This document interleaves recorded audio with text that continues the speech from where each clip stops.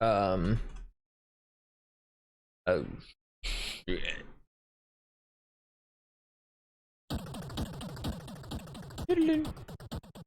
Oh, my back.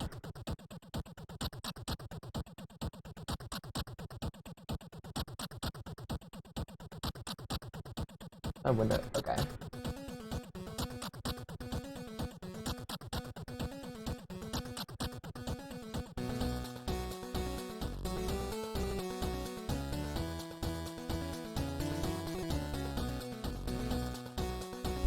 Wait a second. I just thought of something.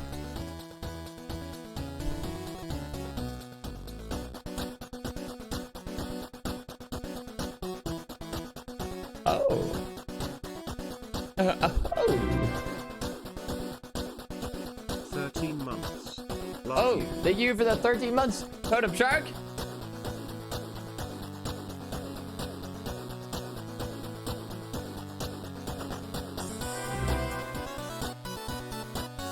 Hey, 13 months, foolish boat shark.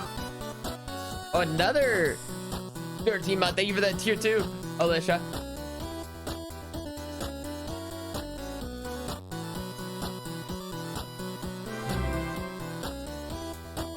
Gyromancer. Nebby Warp, thank you.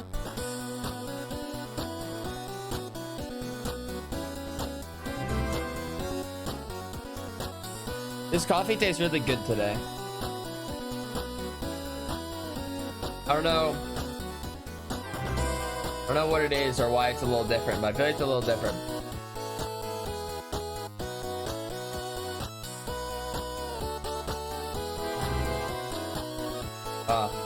Wow.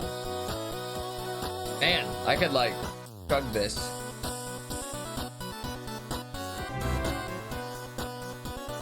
Is there actually like any long-term negatives drinking coffee besides maybe like yellowing of the teeth? Like, does coffee have a lot of caffeine in it, or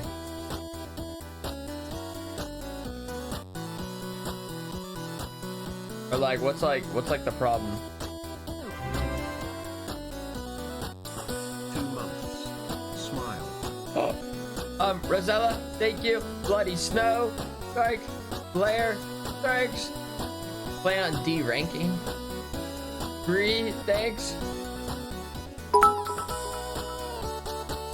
No, okay, I understand that caffeine, like, isn't like great for you, but I mean, like, is it that bad? Like a low caffeine 10 months every day. But 1 year watching. Have a good stream, Foosh.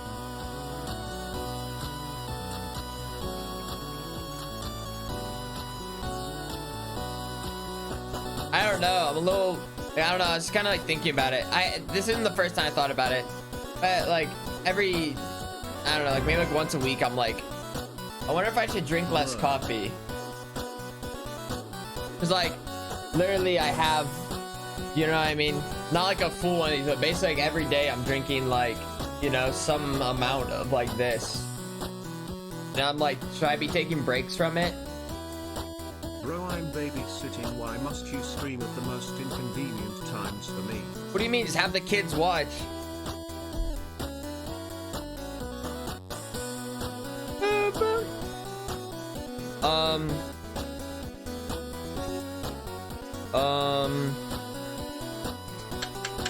Let's see, that's good, that's good. That's good.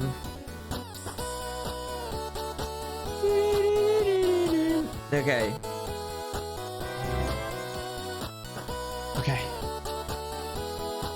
Well, I'm just saying, like, will I, like, am I losing years off my life by drinking coffee? Like, am I gonna be, like, am I gonna regret this when I'm 50? You know, I'm like, oh, fuck. Months.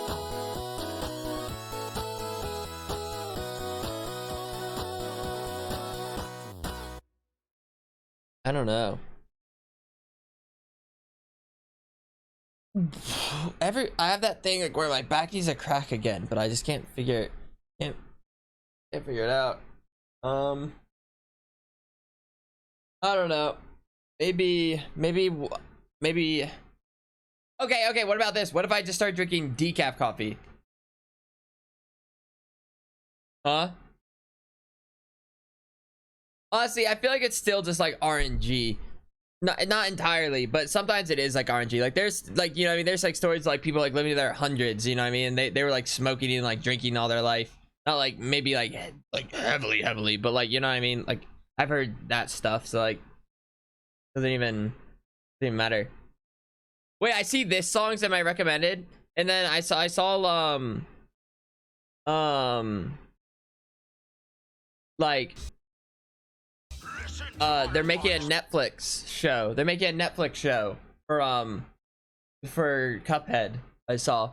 I've never played Cuphead still, so like but I don't know, it looked kind of interesting. Yeah, they're making like it's by Netflix. What's the point? What's the point of decaf? Well, I don't even I don't drink coffee for the caffeine. Unless caffeine somehow makes it taste better. Have you heard about the joke with no punchline? Is that it? Is that it right there? Or I'll be bad if you drink more than 4 cups a day. Like how many cups do you think this is? I feel like this could be 4. I don't know. Like how much would 1 cup be? Like that? So that's like 3. Yay, 3 months. I feel Hope like you have an awesome day and stream. I don't know. I'm just I can't think of how large, like, you know what I mean, like a usual cup thing is. I don't know. Instead of coffee, drink tea. Best Oh, terrible recommendation. Thanks oh, thank for you. Making me smile. And Carmi, yeah, I'm just gonna say Carmi. Thank you for the 5 gifted. Like I said, I just like the taste of coffee. So if I just get decaf, then is there really any is there any negative side effects? It's like I don't even add sugar. I don't add sugar to my coffee. I just do I just add creamer. Is typically like that's how like I make my coffees. Now like if I go to Tim Hortons, I'll get a little something fancier. I'll get a little mocha, cappuccino, latte, or one of the, I forget. I don't think I get a latte. I think I get a cappuccino. No, I don't add 5 sugar. months, woo, thanks for being my comfort streamer, D. I don't add sugar. So then does that probably helps it long term. Like all I do is add creamer. Chicken coffee apple sauce, 7. I know, I kind of like it. Like I like the fact it's not that sweet, which I like sweet coffee. Don't get me wrong, but like I kind of like that 13 months, let's go. Kind of like, you know. How you been doing, fools? I think sweet coffee is like good. Yeah, like literally my ideal coffee is just like, yeah, like a French vanilla cappuccino from Tim Hortons. 3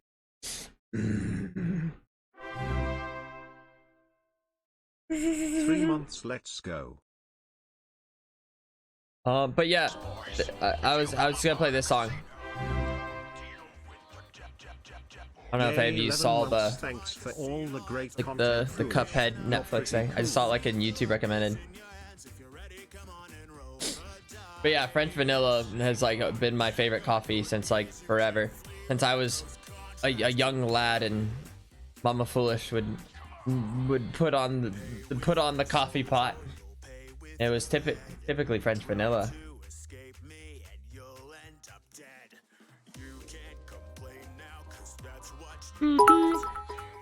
Oh shit! Piss bulbs. Hey, thank you for the 500 bits. Good morning. I hope you have a good stream. Thank you. What does the name piss bulbs mean? They have Tims in America? Yes, they do. Not everywhere. I don't know if they're just mostly northern states or in the United. I don't know exactly where they are or aren't, but they're in Ohio. So peppermint coffee. I don't like minty coffee as much. Like I don't hate it, but like I don't like the taste of like pepperminty, like Christmassy tasting coffee. I'm very simple typically when it comes to my coffees.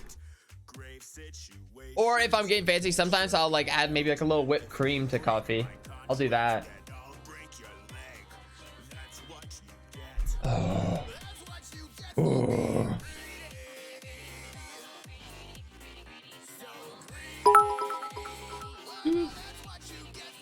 It's a joke between another streamer and their community, but I want to change it. What do you think I should change it to? Piss underscore gamers.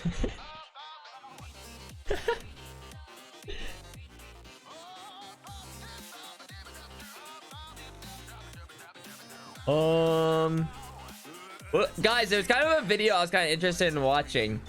Like, we don't really watch too many of these videos, but I saw like this video about like 11 months. this space guy reviews space movies. Anyways, join the Discord and boss man is and like describes like how realistic they are, like the movie.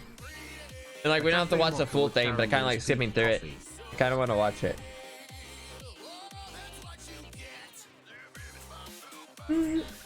A coffee mocha with caramel. See, I wouldn't prefer caramel, caramel, whatever it's called. I wouldn't prefer that either.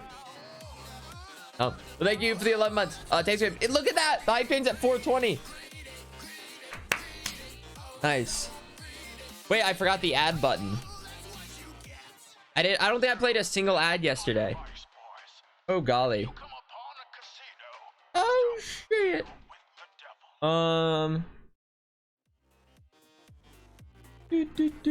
Hey Foosh, it's my friend Nex's birthday. Could you please wish them a happy birthday? Happy birthday, Nex. Happy birthday. I tried Southern Butter Pecan flavor coffee. Maybe. I don't know. Like I haven't really made like a checklist of what coffees I've tried and stuff.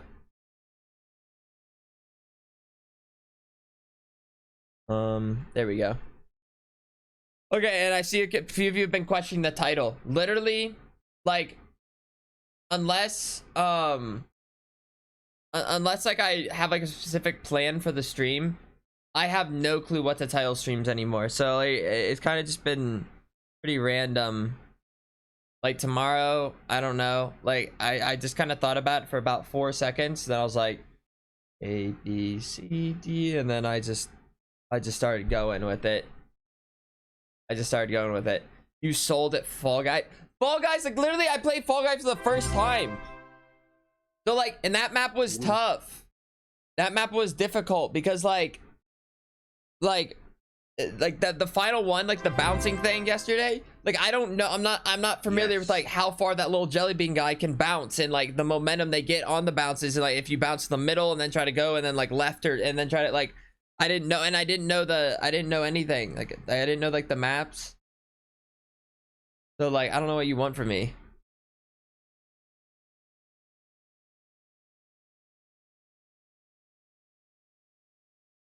Okay, we need another song. Just one more song.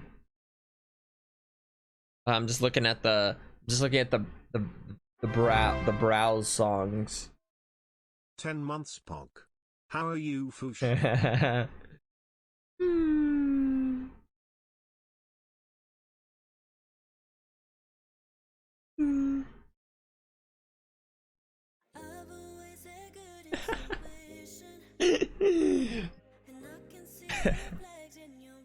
Thank you for the 10 months. Thank you for the 10 months as well. Siren, Hersey, Cookie Man, Soapsby. I think I've gotten past like the worst of this song, and by that I mean like the need to like listen to it. Like I've gotten over like that hum, but I still like, quite enjoyed the song. If I played Spore will forever be like a little special game in my heart. Cause like I remember it was like sometimes like me and my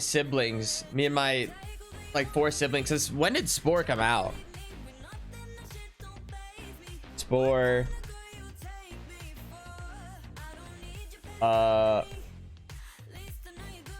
2008. Yeah, like sometimes like me and my siblings would like wake up like early before school to like play it. Like we were addicted to it. And I don't know, I don't know what happened with like I thought Spore was a really cool game. And like I was really hoping like one day they'd make like a Spore 2 or like multiplayer Spore. But it never happened. Never happened. I don't know. I thought it was just like I would say I would say like the thing about Spore though is like I feel like it kind of fell off like the further you got into like the adventure or whatever. Like I didn't really like the city part or even like the space part that much. Like the cell stage was cool, then like the land stage is cool, then like the like making the little village thing setups I thought was pretty fun. And after that it was kind of the minty melons, that's what I was. Did I play Animal Crossing? I played it like one time like years ago at a friend's house, but I don't really remember it too much.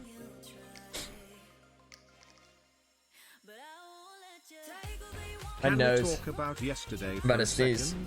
You have all the DSMP men obsessed with you. Thoughts on this? No thoughts. Head empty. Look forward only.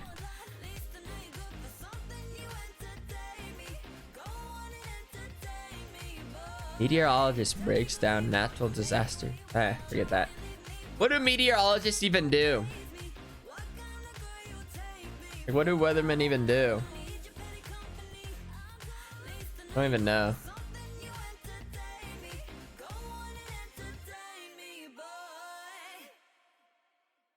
But like what do they do though?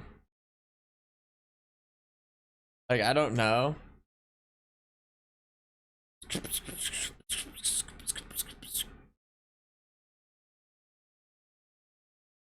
Like don't they just like look at a screen, they predict it? Like how tough, like how much like analyzing do weathermen have to do? Since subbing like to you, don't like just machines, like don't just like machines do it and got a or good something? job as an engineer. Oh, that is all because of you, since you change lives with your foolish laugh. Thank you. I don't know about that, but thank you for the year sub. Oh, what you? They study weather, but like hasn't like all the weather been studied basically by now? Like how different can it really be at this point? And I don't mean to bash on. I'm sure there's a lot of things I don't understand. Models and prediction based on patterns. I'm a junior in college and it's super complex. It sounds easy.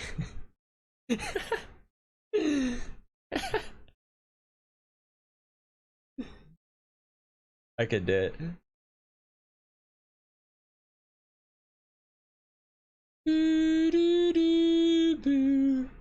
But wait, speaking of meteorologists, then let's see what this meteorologist has to say. This video's like 40 minutes long, so we're probably not gonna watch the whole thing, probably like skip through. But meteorologist breaks down natural disasters in movies, and they'll tell us, is that we'll see what a meteorologist really knows. Okay, I think this will help. Let me just do this.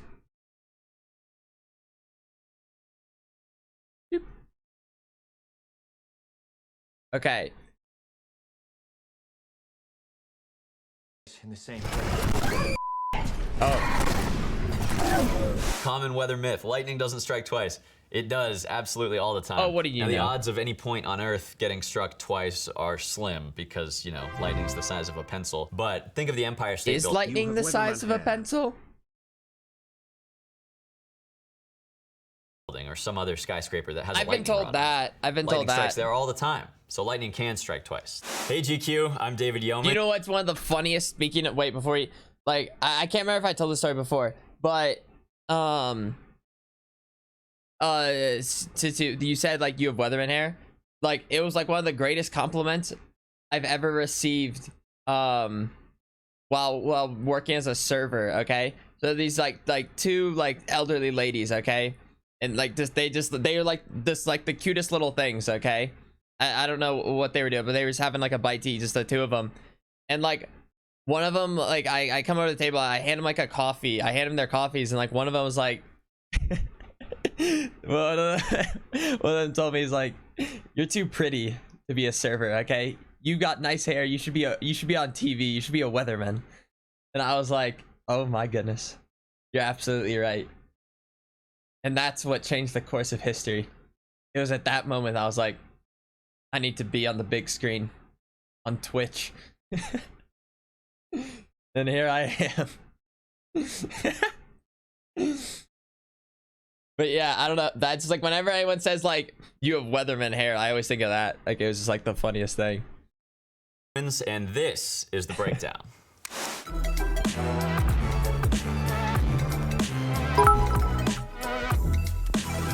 First up, the day after tomorrow. From the weather major is that lightning actually starts from the ground and moves up towards the cloud. It does not start from the cloud. Shut up. Shut up. No, you're lying. I don't want to hear that. I don't want to hear that. We have live coverage now from our Just to fucking imagine that. Those old ladies for the love or host Omega Lul. 11 chopper. Yeah, that was like a couple years ago. Natural disasters are naturally occurring, horrible catastrophes that we have no control over and that we oftentimes can't even predict. Some natural disasters like tornadoes or hurricanes, they happen at different parts of the world and they can happen many times in a given year.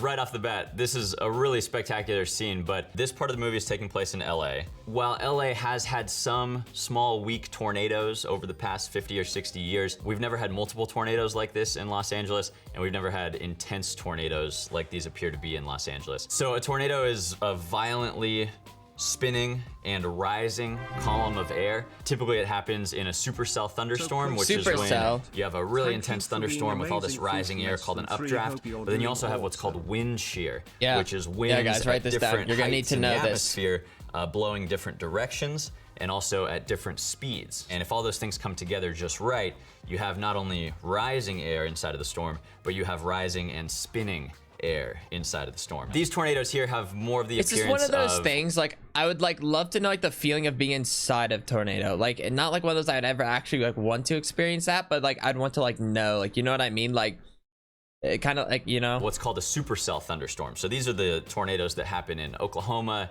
or the Midwest or like, even parts of Texas. No, this obviously I wouldn't, but, like, you know what I mean? For really intense and spectacular tornadoes. The ones that happen in LA, on the rare occasion that they do happen, they would generally be much skinnier, much smaller. To make a tornado like this in the Midwest, where it usually happens, you need warm, moist air down at ground level, down at the surface. Generally, in I don't think LA, I've seen this movie. Cool, I don't think I ever saw that near movie. The surface, and actually, the air a few thousand feet high is warmer than it is down at the ground. Okay, he's giving too much in-depth information. I kind of like it's good stuff, but I was kind of hoping he's really give me.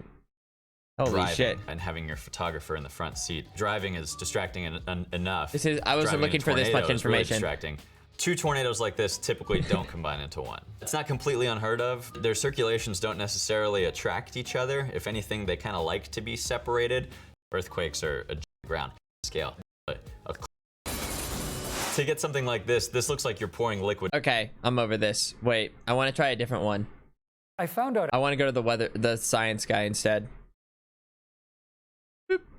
Okay, we're gonna do Astronaut, because this one, like, I felt like I started watching like a tiny bit and it was done, I feel like, better.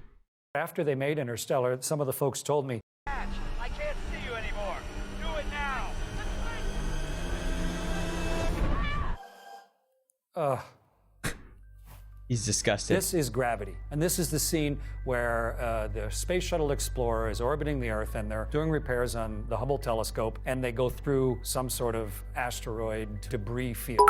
Okay, well, that's a nice concept, and the visuals are great, but what happens is so far from reality that, I want to turn my head. First off, the satellite goes whizzing by at about, I don't know, maybe 120 miles an hour. Satellites are going 5 miles a second. 5 miles a second? 17,500 miles an hour. How that thing where you could identify the satellite going by. And then... So would you not even see a satellite if you're in space? Would you just like, would you even note it? Like, would it just be... Whoa. It's like some big dump truck just suddenly put this big pile of rubble just upwind of the space shuttle, and suddenly it looks like an avalanche in space has poured in front of this shuttle. And they violate the laws of physics when Sandra Bullock, she's on the end of the big Canadarm, the big robot arm, and it's tumbling, and she releases her little straps, and suddenly, whoo, she flies away in a whole new direction, like there was some force on Sandra that wasn't on the arm. Like, how come she has a different gravity than the arm does? And then everybody on the crew, I mean, were they doing it like one of those things, like, I'm trying to describe it, like, never mind, I'm not even gonna try to describe it. Yelling back to Houston as if somehow Houston's gonna help them right here. Houston, I've lost visual, Dr. Stone. And George Clooney is referring to this other astronaut as Dr. Stone, like they haven't really met each other yet. And he's asking permission from somebody, I don't know, to go and help her out in the, I mean, it's not astronaut behavior, it's not logical behavior, it's so execrable from an actual practical demonstration of what the reality of space Dude, I is fucking like. love the most experienced like astronaut in American history. Houston, we have a woman. problem. It's Peggy Whitson. She's been in space longer than any other American. She commanded the International Space Station twice. She's done 10 spacewalks. She was NASA's chief astronaut. In this movie, Sandra Bullock has only been an astronaut for like less than a year, and when she's faced with the problem, she's panicking and has no idea what to do. And George Clooney is driving around like some sort of space cowboy as the only person who really knows what's going on. And it's like they met when they were out on this spacewalk, and then it's like he's trying to pick her up during a spacewalk. Prototypes, even for your pretty blue eyes. And what is he even doing out there, driving around in his jetpack? I mean, we don't go outside recreationally. Is so different than the actual people that are exploring space, that devote their lives to being astronauts, that are actually on the space station right now. The wonderful human role model examples we have of people who are doing these things, I think it set back a little girl's vision of what a woman astronaut could be an entire generation. Sandra Bullock did a great job of portraying this character in the movie, but I just think the character that they wrote for her was really disappointing. That's what I would have changed. Get the characters right. Get it to represent what astronauts are actually like, and then build the story around that. I would say, Don't though, just make it the perils of Pauline, where she's strapped to the train tracks and she needs George Clooney to magically appear next to her to tell her which book to open to be able to do the right thing. Real astronauts recognize the seriousness of their job. The fact that it's always life or death, and that we're there as the representatives of 7.5 billion make too many movies people. though. Like, everybody's trusting us based on like the real to thing. be good at this, to have spent decades getting good at this. If you want to know what a spacewalk looks like, there's never been a better movie, though, than Gravity. That opening scene is magnificent for the visual impact. And I'm not talking about like I'm not talking about like a woman can't be a good astronaut to be make it a good movie. I just mean like just in general, like you typically like if everyone did their job well in space and that nothing went wrong, like, it's just like how can you make a movie? It is, thank you. This movie is Passengers. So if you're going to get on a ship and you're going to be on it, you know, between stars, going to settle some planet in another solar system, you can't be floating weightless the whole time. Who knows what your babies would be like if they were conceived and developed and tried to grow without gravity. You know, their bodies wouldn't grow right. So how do you make gravity if there's no planet nearby? One way, of course, is just like we do in a little experiment you can where make we spin gravity it in a centrifuge. You can spin the whole ship, and then everybody is sort of pinned against the outside of the ship just by the centrifugal force, and that feels sort of like gravity. If you shut off the spinner, then it would continue to spin for quite a while. There's really nothing to slow the spin down, and that's one of the big scenes in Passengers. The ship has a problem, it stops spinning, and therefore everything becomes like on the International Space Station and starts floating. So I'm not sure why, when it starts losing power, the ship suddenly starts slowing down. You'd actually have to put big brakes onto it to stop all of that metal from spinning. I'm not sure why the ship didn't just sort of blithely. How do brakes work in space? In space, like how do you? If that had happened. So let's say, all right, the ship stops spinning. Now everybody's got no gravity, and one of the characters is in a swimming pool. So what happens to water without gravity. On board the International Space does happen Station, to we water played without with gravity? water all the time. You could squirt it and it would just float there in front of you. It naturally, with the surface tension, goes to a perfect ball. That's the easiest shape for it to go to.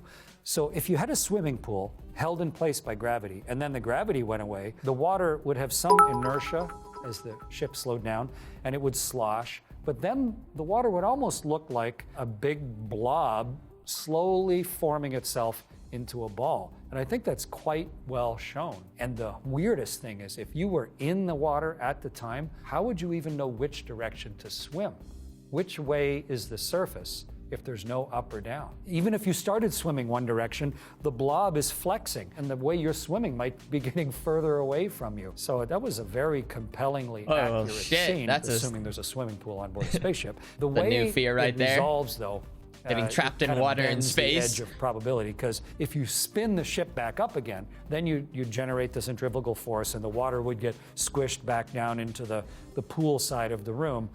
But it would take a lot of force and time to take a ship that is stopped, this great big massive metal thing, and get it spinning again. It wouldn't be like nothing and then bang, gravity, like it's portrayed in the movie, where suddenly everyone is going bang into the floor as if gravity was an on-off switch. But that wouldn't have been as visually compelling. So can you like slowly turn on gravity? So is he saying like gravity would slowly come back? Like it would all start to slowly like...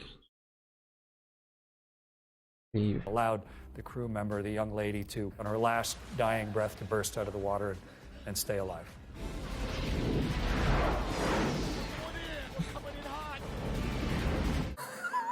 This movie has like one of like the saddest scenes, Armageddon, if you've ever seen it. Okay. This movie is Armageddon, which is sort of the disastrous end of everything, and I think that's an appropriate name for this movie. I haven't seen it since I turned away from it when it first came into the theaters. This scene here, where the two space shuttles are landing on an asteroid, you know, with the deep sea worker blaster guys who are going to blow up the asteroid so it doesn't destroy Earth. There are so many things wrong with this that I don't even really know where to begin. He's pissed now. Let's start with the fact that they're talking to Mission Control real time. There's no lag. How did suddenly time and space change? You get instantaneous communication all the way out to this asteroid with no lag. And then one of them says, "We're coming in hot." We're coming in hot? Relative to what? What are you talking about? And how do you know that? Do you have some magical landing information about an asteroid so that you know you're going faster than you meant you were supposed to? And then if you watch as the shuttle comes to land, it flares. It slows down so it can touch down on the asteroid, like by pulling back on the stick. There's air on an asteroid. I mean, what made that magically happen? And there's these weird video game displays in the space shuttle that allow you to, suddenly you're flying in the game Asteroids, and the crew is pissed. Everybody's panicked and yelling at each other. The big engines on the back are constantly running. Where's the fuel coming from? There's no gas tank. So they'd be accelerating the whole time. So why, I mean, what are they doing that for? It is as atrociously bad as any space movie that was ever done. It's so bad, it's tragic comic. I'm glad they safely landed on the asteroid, but it's just atrocious. What's the abort force? 7,500. Anything more than that, and I'm after tip. This is The Martian. I like how the one crew member is wearing his name tag in the middle of his chest. It's a little far along in the mission to be wearing your name tag. Mars is an interesting planet in that it has dust storms. We can see them through our telescopes from Earth. And some of those dust storms envelop huge sections of Mars simultaneously. This is, unfortunately, about the worst part of the whole movie, The Martian, is that the atmosphere is so incredibly thin on Mars. It's almost like the very edge of space. On Earth, you would have to be like 100,000 feet up to get to how thin the air is on Mars. And think of the people that go to the top of Everest, which is only 28,000 feet up. Almost all of them need oxygen just to be able to get to the top of Everest. And this is, 4 times as high as that. If the air was blowing incredibly fast, there'd be so few air molecules going by you that you'd hardly even feel them. And there's no way you could pick up all those big pieces and blow them and knock Mark Watney over. And it's a slow, cumulative change of seasons on Mars. The people that made the movie just decided the gravity on Mars is the same as the gravity on Earth. even though it's actually only 38% of the gravity. So Matt wouldn't be quite that hunky on Mars. He wouldn't be solidly on the floor. He'd only weigh 1/3 as much as he does on Earth. So he'd be a lot more bouncy moving around, and things would move differently. Gotcha. Mark Watney, played by Matt Damon, is trying to find a way to make enough food to last until he can be rescued. All he's really got are potatoes, but potatoes are simple and they grow and multiply. So he needs a few things. He needs water. He needs nutrient-rich soil. He needs heat, and he needs oxygen. I'm gonna have to science the shit out of this. It makes sense, actually, that they're growing plants on Mars. If you're going to live there, you can't bring everything in little tins and dehydrated packages. You got to grow food where you go. We've been growing stuff on spaceships for decades, and so the movie ends up being very good for how could you get that little environment for one human being and his crop of potatoes to grow on Mars. The idea of using the human crap from outside in order to harvest the nutrients that you need for potatoes, just like putting manure on crops at home here on Earth. How he used existing chemicals, whether it was rocket fuel or whatever, they're all just sort of hydrocarbons, things with hydrogen and oxygen. Do potatoes and carbon need sunlight? And so long as you can get the right chemical reaction, you can get out the things you need. And if you think about it, that's sort of what happened on Earth. We didn't used to have oxygen on Earth. It's just a chemical process that created our atmosphere here on Earth. And Mark Watney, Matt Damon, is sort of hastening that process on Mars. I am the greatest botanist on this planet. One of the best parts of The Martian is that it came from the book by Andy Weir. He's a really smart guy and an engineer, but he also crowdsourced the science. As he was writing the book, he put it out there and said, hey, everybody, tell me what's wrong with my science here. What am I doing wrong? As an astronaut, Mark Watney could have been just any of the people in the astronaut office. It's that type of person. The deep academic background, the strong operational sense of what you're going to do next. I think it gave people a sense of what being an astronaut is like. There's some hard, sad, difficult parts, but there's some ridiculously fun and almost always joyful parts to it, and a great sense of camaraderie. Better than almost any space movie, The Martian shows that. Oh. Apollo 13. Apollo 13. I said that too. Why are you Apollo chuckling? 13 tells the story of an explosion that actually happened on the way to the moon. Really good movie. Maybe the most realistic of all of the space movies. This is Houston. Say again, please. Houston, we have a problem. When you're talking on the radio, of course, the first word you have to say is, who are you talking to? So that's why, from a spaceship, the first word we say is Houston, or Moscow, or Tokyo, or whoever we're talking to. Mission Control is sitting there, and if they hear the commander of the ship say, Houston, we have a problem, it's an understatement, but it has a huge impact. All normal operations cease, and everybody is now listening to hear what the commander is going to say next, looking at their data like crazy. It's a wonderful, succinct way to phrase it, and all space commanders since I think space is cool. self-included, have used that phrase when needed because it has the desired effect. Yeah, Jim, could you check your CO2 gauge for us? If you've lost a bunch of your oxygen and a lot of your purification equipment, how do you get the carbon dioxide out of the air on board a spaceship? You need some sort of scrubbing equipment, and when you've had a malfunction, maybe it's not going to work the way you planned, but they had the lunar lander. It had its own carbon dioxide scrubbing system. The trouble is they were built by different companies. The pieces weren't interchangeable. The engineers recognized the problem early. They presented it to the flight director, Ed Harris, doing a great job of playing Gene Kranz. And Gene saying, okay, I understand the problem, now go fix it. That happens every day in spaceflight. Maybe not that dramatically. How often do we have but people I worked in Mission space? Control. It's this great detective hunt every day of how can we take what we hope to do, which is now being ruined by the reality of everything going wrong, and we're constantly reinventing stuff, and all the people in the back rooms are trying to figure out the solutions to the problems. But the way it's portrayed in Apollo 13, it was a terrific, dramatic example of it, but it's almost a textbook of what actually happens to solve problems, to get something done. Ron Howard, when he made the movie, I mean, he tried to restrict the dialogue between Mission Control and the space capsule to be actually what Like, the what are they transcripts doing of in what the crew had space? said back then. Ron actually came to Houston, spent time with us there, saw what the houses were like. What he are came they down to launch. doing? He really wanted to get to know what astronauts and everybody else at the Johnson Space Center and in the space business were like. You know. I really admire the team that put together Apollo 13, and I love the movie. I think it does a great job of showing what space flight is like, especially at that moment in time. Time is represented here as a physical dimension. Space parties. No doubt that you can exert a force across space-time. Gravity. Well, I'm just confused now. This is Interstellar. If you get sucked into a black hole, I mean, people are worried about the riptide at the shore. You know, this is like a riptide, a tyrannosaur riptide. This is beyond our ability to imagine the scope of the forces that are involved. And not just a force like gravity holding us down to the surface of the Earth, but a change in gravity with distance, because gravity, the strength of it is proportionate to where the black hole is. Closer you get, more gravity you get. It would be just tearing everything to pieces until eventually the forces are so high it even sucks light into it. It's not something you can build yourself a tough little capsule and somehow penetrate.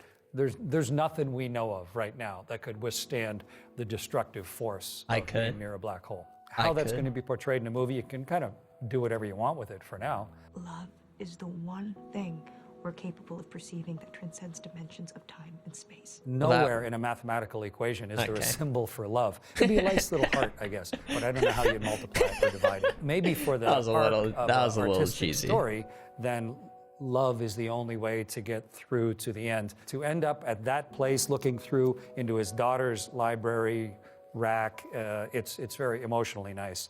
But I'm not sure that Einstein or Stephen Hawking would have followed the logic. I brought myself here.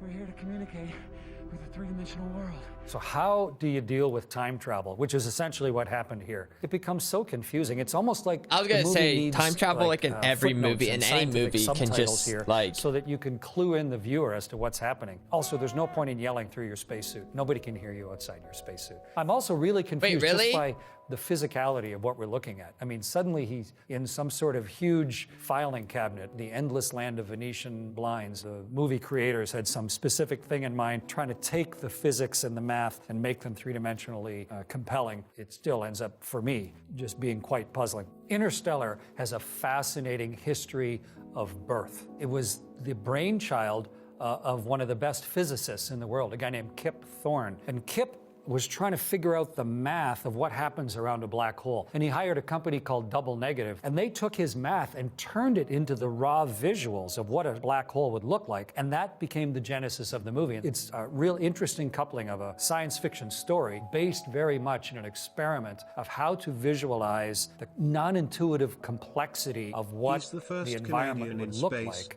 around the weird singularity that is a black hole. The reason the time is dilated for the crew in Interstellar is just because of the incredible change of gravity, the distortion of time due to the huge gravitational forces. But what that means is, if you get going faster and faster and faster, time passes differently for you than someone who's not going that fast. And so while I was on the space station, I had some people do the math to see, was I aging faster or slower than people on Earth? I'm actually younger than I would have been if I'd stayed on Earth for the whole 6 months.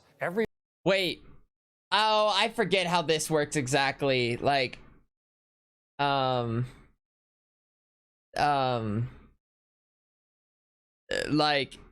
how it works, like time and like, I forget exactly how that works, but I know there's like the math for it is a thing. So like. Never mind. I don't even want to. I'm not even gonna. I aged about 1 millisecond less than people on Earth. So after 6 months, I was 6 milliseconds younger. Oh, that's it? Than my family. Doesn't mean anything. But if you extrapolate it to the speeds and the physical conditions. Oh, so it's not by a lot. Then suddenly the difference becomes huge. I've waited years. Where a fixed amount of time for Matt McConaughey and his crew would be a wildly different amount of time for people who are in a different set of circumstances. It doesn't intuitively make sense. You just have to sort of accept that The world that we live in is only one particular set of physical circumstances, and some wildly different ones exist in other places in our galaxy and in the universe. So true. So true. This movie is First Man, the story of the very first human being to walk on the moon, the story of Neil Armstrong. Neil Armstrong. Didn't that altimeter say he was at 45,000 feet? Before astronauts become astronauts, they always have some other significantly complex technical profession. A lot of them used to be test pilots, and that includes all three of the astronauts. How do they decide who gets to be the first one? Obviously, Did they like Neil Armstrong? And there's the opening scene in the movie. Did they like draw straws or? Right at the edge. Was he like the the commander? One of the biggest problems with the scene is sound. It's sort of like he's in a pickup truck driving across a field with this big whiny noise that tells you just how fast he's going all the time. And you can hear it sort of going up and down, like maybe there's a big, I don't know, piston engine running nearby. It's all completely wrong. You don't hear that in the cockpit. And the vibration, there's so much little rattly vibration. Where's that coming from? He's in a bullet plane with a rocket motor on the back. The vibrations would be imperceptibly small. Airplanes, especially airplanes like that, fly really smoothly. Also, he keeps going in and out of cloud. He's at 45,000 feet. What clouds are there at 45,000 feet? There's maybe the occasional thunderstorm that sticks up that high, but you would not fly the X-15 through one of those thunderstorms. And then it goes from this weird sort of rattly kind of noise, like it's some old jalopies flying, to then suddenly dead quiet. Then what happened there? Where did all that sound come from, and where did it all go? And as the pilot also, he's wearing a pressure suit. He's got a headset on. He's inside a cockpit. You don't hear any of that. As he pulls back on the stick and starts going up to get the X-15 up high, that's fine. Once your rocket lights, then you want to start going up where the air gets thinner and thinner. Well, the sky, oddly enough, gets lighter and lighter. Like the sky goes from sort of a normal blue to like this light blue. That's the opposite of what happens. As you ride a rocket up to space, it goes from light blue to dark blue, because there's less and less cool air to like see that with my own eyes. Till eventually it goes black. In this clip, for whatever reason, it goes from seeing regular the sky like, to light blue, and then suddenly, bang, the sky turns black, as if you like went around a corner or something. The front of the X-15 starts glowing with the heat. Well, that's because of the friction of the air as he's going fast. It doesn't happen at the right time. You know, up where the air is the thinnest, and they didn't really show what speed he was going, the time it takes to heat the front of an airplane and the amount of air molecules that have to hit it to cause the friction and the drag to make all that. That was some frictiony heating hands. And make the metal glow a different color. It almost looked like he got to space and then the nose got hot, and those two things aren't related to each other. What disappointed me I have a feeling most me and about this guy First could Man have like was how very sad intellectual conversations with each Everybody other inside was about glum, space. and space flight is joyful. It's hilarious. It's magic. You can I feel fly. like, yeah. You're seeing the I feel whole like, yeah. world. These guys were going to the moon. They had a lot of responsibility, but where is the spark of joy 8 months of that is lurking there in foolish every blankies. second of the time that you're on board a spaceship? The distance from launch to orbit, we know. Redstone mass, we know. Mercury capsule weight. Yeah, 8 months. You did the math. I look beyond. I really like the movie Hidden Figures. It tells a story that most people don't know about. It highlights a group of people that did really pivotal work to get us into space at the beginning. And it's a really nice human story, and it's really well acted. There's one scene where the character, Katherine Johnson, who's, of course, one of the real brilliant I'm starting to human realize I don't computers, watch too many space movies. How many of these have I seen? I've seen Armageddon.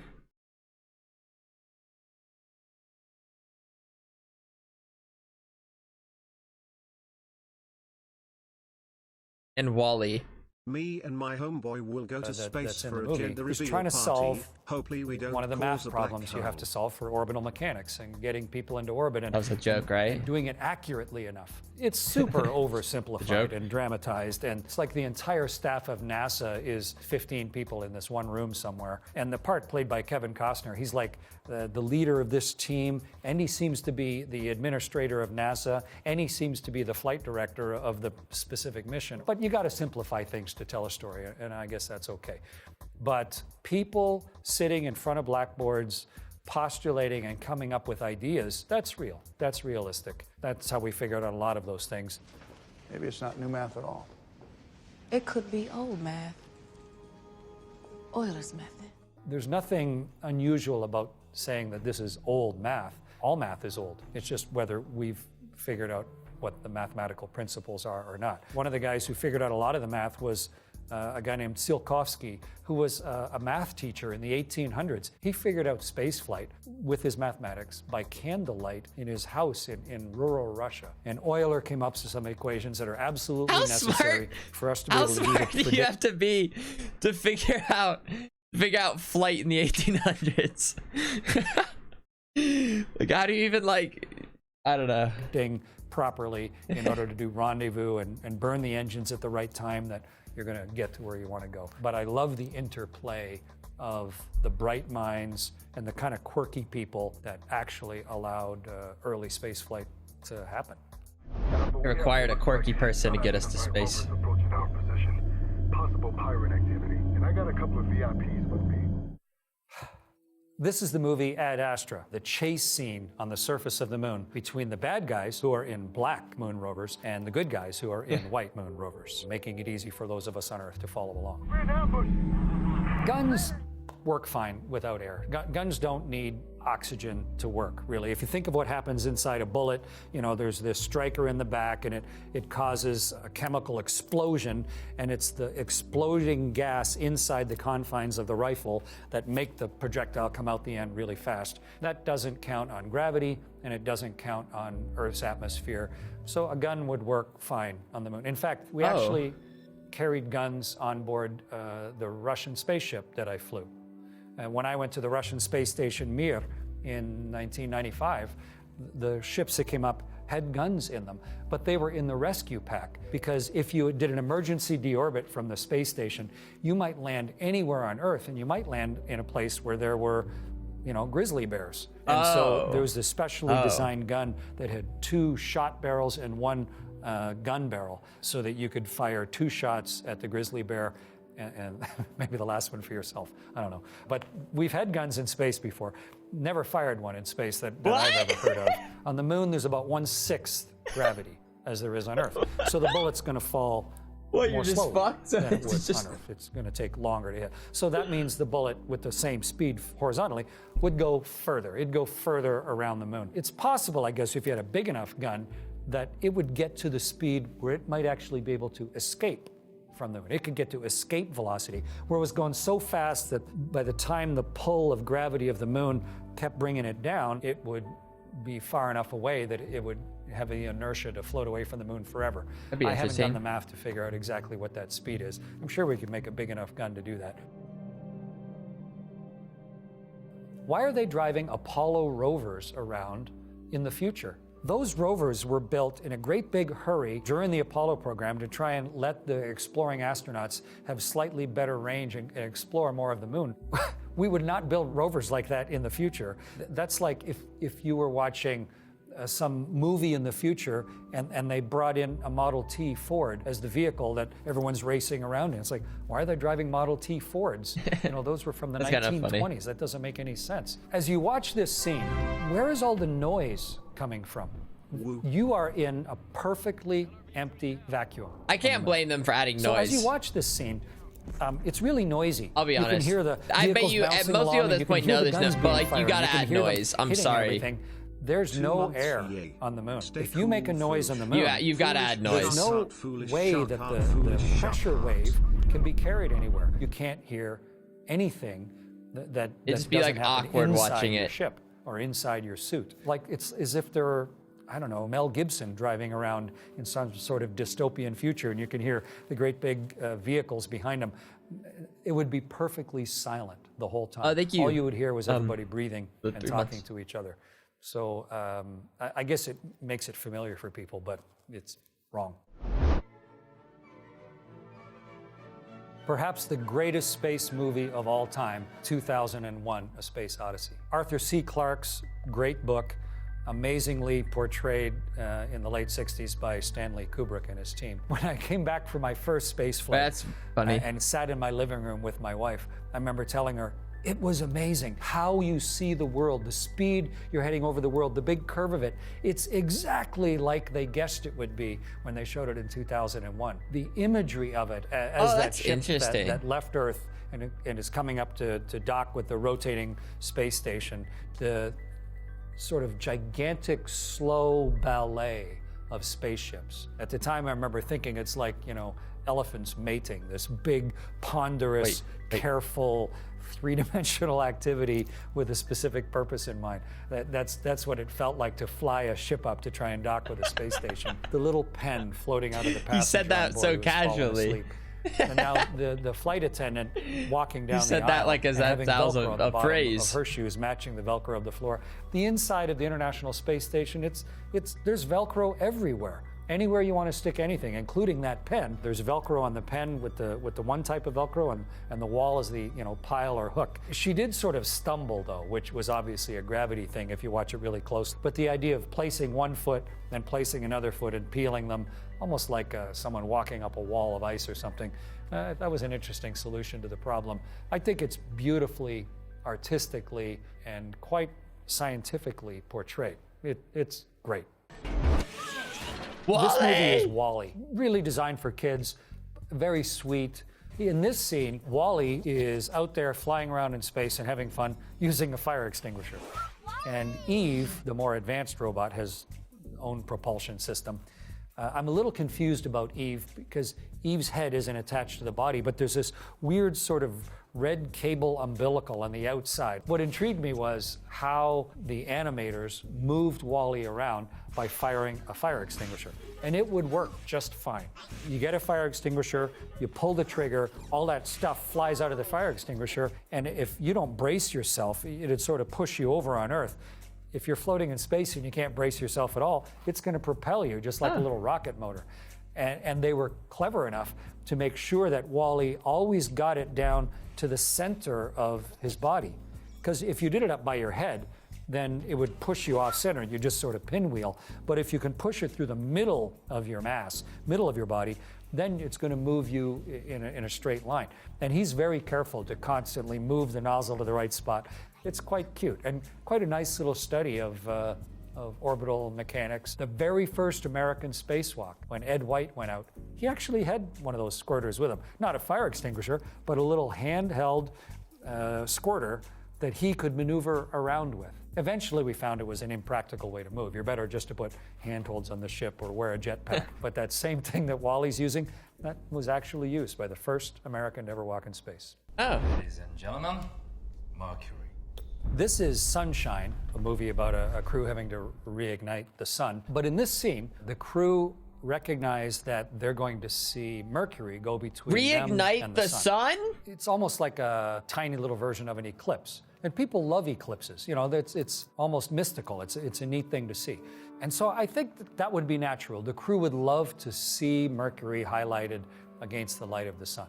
In the scene, though, Mercury is whipping around the sun. I mean, just in the time it takes those people to sit and look out the window, it goes probably an eighth of the way around the sun. In Earth days, Mercury takes like months, 88 days or something to go around the sun.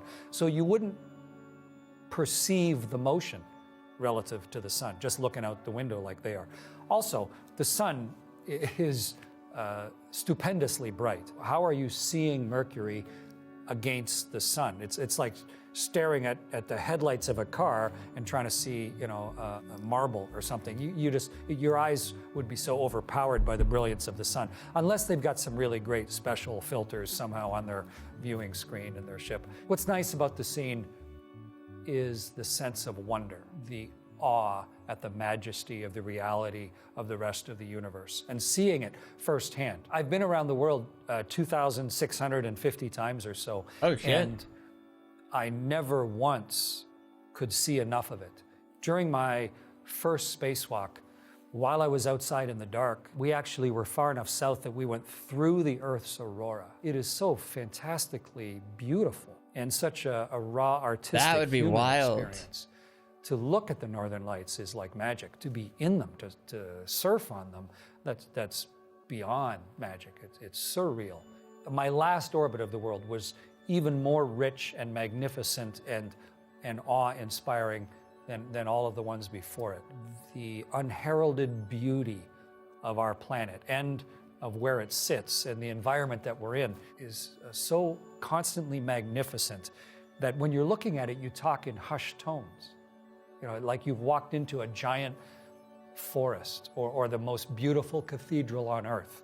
You don't talk in a big brassy voice there. You're reverential of where you are. And I think that little scene gets some of that, the reverence and understanding of both the minuscule nature of being a human in the enormity of the universe, but also the enormity of being able to see it in that way, the huge awareness that we have of our ability to try and interpret it and understand it. I think they portrayed that well. Why was that so Hadfield. like? I love space movies. Why was that like so like deep and poetic at the end? I was just like lost in the sauce. But yeah, I always look at the stuffies. Will I post my own?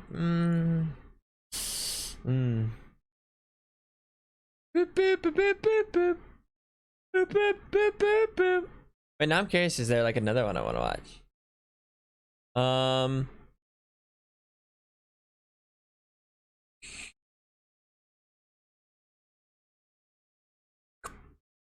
Wait, let me see. I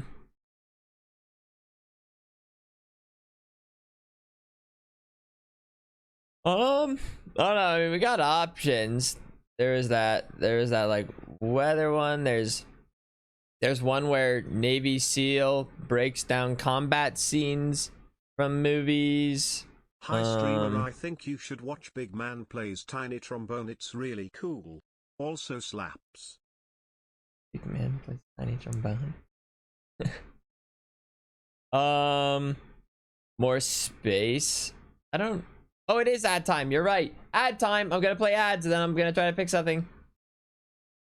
Boop. 2 months, yes. Yes. Let's see. Let me. Okay. Click this. 5 months already. Okay. No.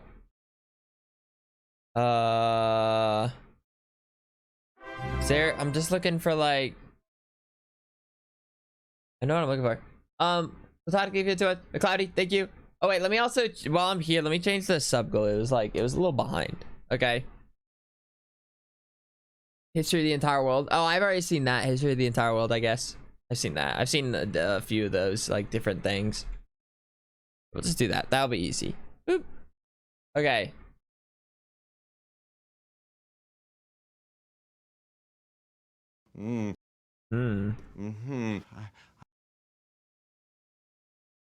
I found out. Now. I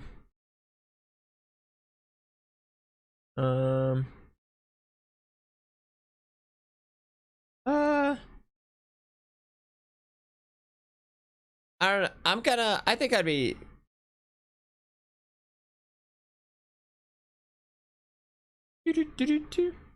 CIA agent breaking down spy scenes. Wait, that'd be. Okay, wait, let me see what that is. That could maybe be cool. CIA agent breaks. Yo, 3 months tie for keeping my focus when I was studying for exams. They went good, D. Oh, good work.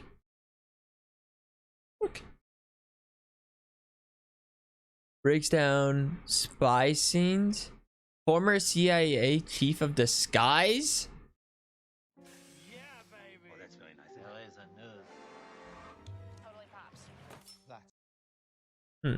Let's just see what this is. Oh wait. There. Bye. Hi, my name is Jonna Mendez. You may recognize her from our previous Wired video. I was chief of disguise at the CIA. Today, I'm breaking down clips from movies and TV about spies and disguise. Roll clip.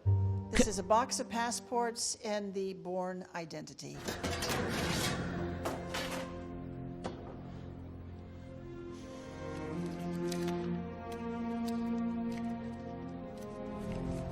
This is is not the reality. There is no box of passports. There are no huge bundles of money, no guns.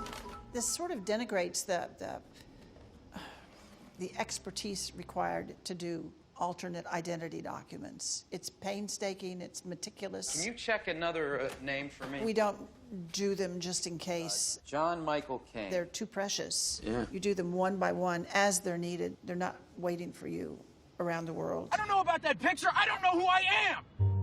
Dyeing hair, Huh? Homeland. Traveling alone? I'm sorry? I asked if you're traveling alone. Yes. Carrie's disguise, which basically consisted of dyeing her hair, Just get it over with, okay? I thought was absolutely ineffective. Oh. It's still Carrie with dark hair. Don't you think I know that? She could have cut her hair and restyled it. That's not necessary. She could have changed her makeup. I've had a long day. She could have put on some I feel like glasses the hair's to a little hide that different. kind of crazy-eyed look that she has that, you know, Tell me. jumps out at you when you see her character. What do you mean? Yeah, I didn't think that was effective at all. Why are you doing this to me? In a similar scene, Let in me, Alias, let me she move dyes my her camera hair for in the this one. bathroom before she goes through Let me security. go like here for now. I just realized. Yeah. I'll go down here for a second. See your passport? You ever try this one? I think it's too light for me. What do you think? I just What noticed. she did was absolutely spot on. Thank you. And she didn't just dye her hair, she dyed it outrageously red and then adopted the whole thing that went with it, including chewing gum while she's walking through the airport. And then she has that back and forth with the airline agent. I thought that was a brilliant scene. It's pretty on you. Thanks. This is a great example of distracting someone, What lipstick you use? I love it. sweet talking to them, Love it. Totally pops. getting them engaged and getting them away from the things you don't want them looking at. Oh, okay. I see. Next time someone tries to compliment me, I'm gonna be like, CIA, huh? Huh? Is that Use it? that as a training film. I know. Long-term alias, The Americans.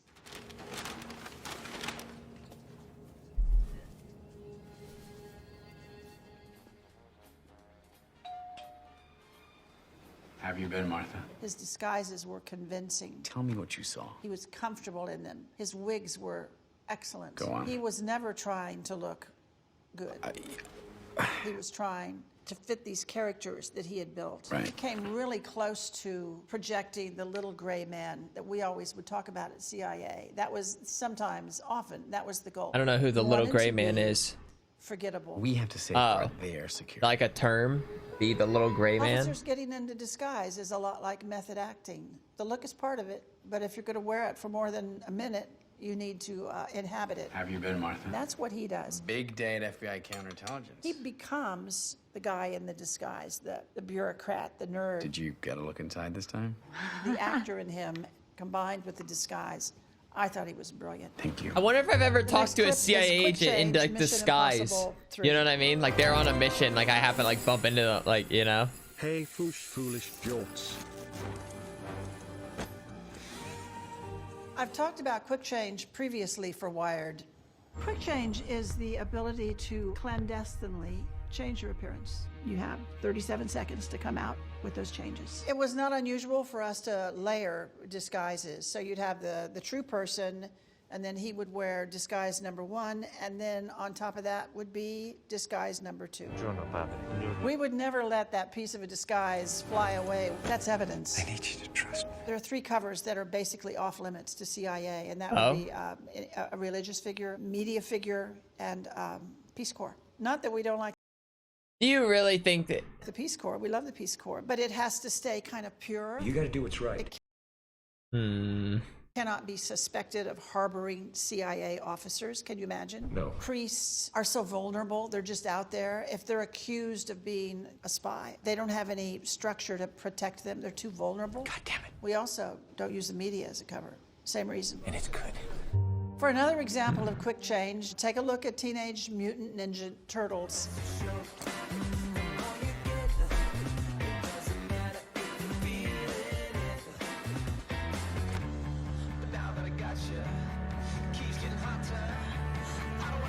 What's going on? I think the change into the schoolgirl outfit was actually very well done. Really? It demonstrates a great precept that we always operated under, and that is that Basically, the bigger the crowd, the more forgiving they are. If you want to change your clothes in public, you can do lots of things you would never dream of doing. No one pays any attention. That's the 10 whole months, point. yay. We use that a lot in our training exercises back here. Great. How do It was you- always a way to lose surveillance. You have surveillance, and you have to get away from them to do whatever you need to do. Talk to you soon. Surveillance isn't following her face. They never are. They're following her profile. Profile was a blonde wearing dark rimmed glasses and a pencil skirt, and she just removed all of those pieces. Yoink, yoink, yoink. It was well done. Thank you. And so to look at another shopping quick chains, let's look at Baby Driver.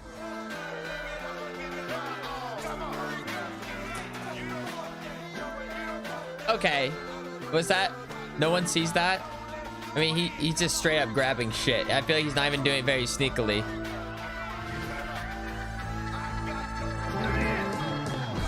Nice As you can see, disguise. this time the alarms go off. The intent was good. The execution was okay.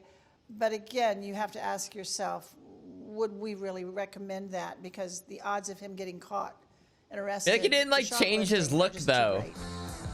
I feel like You he have like didn't everything change with his you look. at the beginning. I've never and seen you Baby start Driver. revealing it. I've heard You that start movie's pretty removing cool. things, and you have a bag where you can store some things, and maybe even a bag to put that bag in. That works, but we don't recommend. Freeze! Blending in with the crowd, Casino Royale. Casino Royale. He's on the move.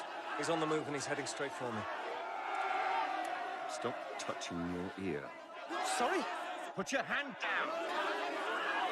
In this opening scene, the man in the crowd was called out for having his hand up. He's holding on to his earpiece. Put your hand down. And he was so caught up in that motion that he forgot. And it was a giveaway. It started the whole scene. I need him alive. We found a way around that by inventing something that didn't exist. It was a harness that was body worn. Thank you. A receiver that would be in our ear that we never had to touch, and an induction loop that went around our neck. Right. So we could receive and it would transmit to the earpiece. It was a no hands kind of system. Perfect. Officer choosing disguise. So basically, when they do that in the Pink movie, that's just for looks. That's just for like the cool. Face. I'm particularly proud of the enlarged pores. Look at this one right here. Huh? I wasn't crazy about it either. Wearing a disguise is not about looking good. Oh, that's very nice. There is a nose. Although in this scene it was all about looking good. Are you having nose for noses? So the officer didn't get to choose which nose he was going to wear. We would have made him a custom nose. He didn't get to choose the teeth. We would have made the teeth. Here's some teeth on the house. The hair. This will keep you very warm. The mustache. That is too legal. Too legal? A goatee if it was there. Inky dinky doo. Inky dinky doo. Inky dinky doo. A lot of that would have been custom made. Some of it could be off the shelf. What we were interested in is giving him a total look that he didn't have to like, but he had to wear it. We had to feel that he would wear it. Oh, they give the yourself. Nobody left our labs looking better. You're a genius. They left our labs looking different. Oh, my dear boy. The next clip is a worker uniform, 24.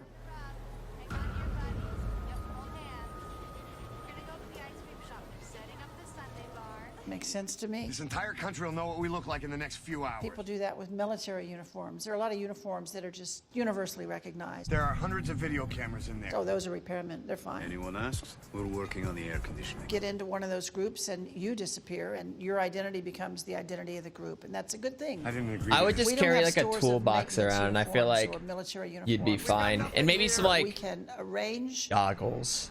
anything. Fine, let's get this over with. Cover story, Argo. A ducking year what? Just a little further. Another year sub, thank you.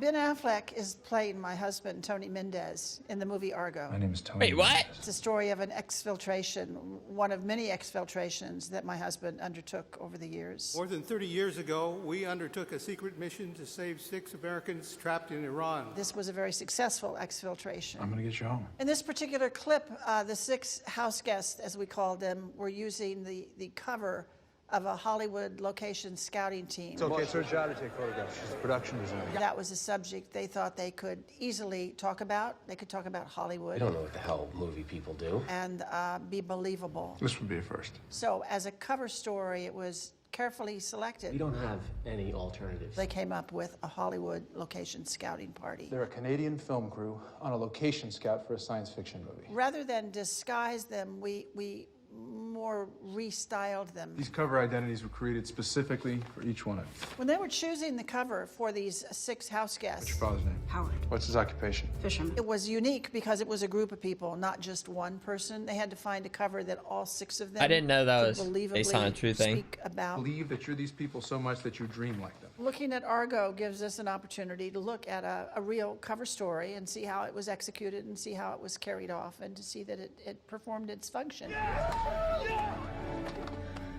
Masks, Mission Impossible.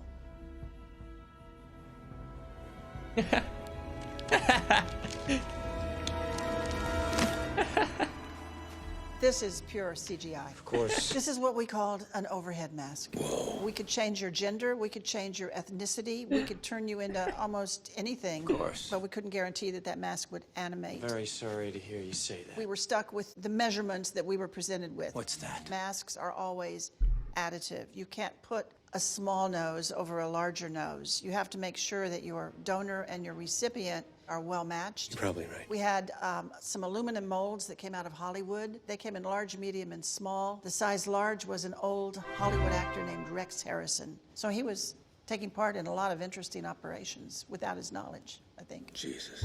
Let's move on to the second Mission Impossible. So the same person kept getting like the mask? Why they keep using Rex? Those Mission Impossible ones are really good. Are you sure about this? You could make a mask with someone underneath it with their mouth taped closed, but I can't think for the life of me of a purpose for doing that. You don't know what you're missing. You can still breathe through the nose, but it's always a relief to know that you can also breathe through the mouth. Stop mumbling! And so by taping the mouth, you really start restricting their air intake. Freddy's got Thank you for the sub. How did they make these masks? Let's look at Mission Impossible 3. What if I said we had it? So you know when you go to the dentist and you have a dental impression taken, that's what we did to your whole face. Being very careful to keep your nose open so that you could breathe while this was happening. Stop talking. The mask that we just saw is a mixture of lights, CGI again, and they're flipping back and forth from the real actor to the actor wearing the mask, and it's invisible to tell where the real actor comes back in and is animated. It's a trick, wonderfully done. Thanks. So we'll go to Spy. Yeah, there's no way there's no way masks can look that good though, right?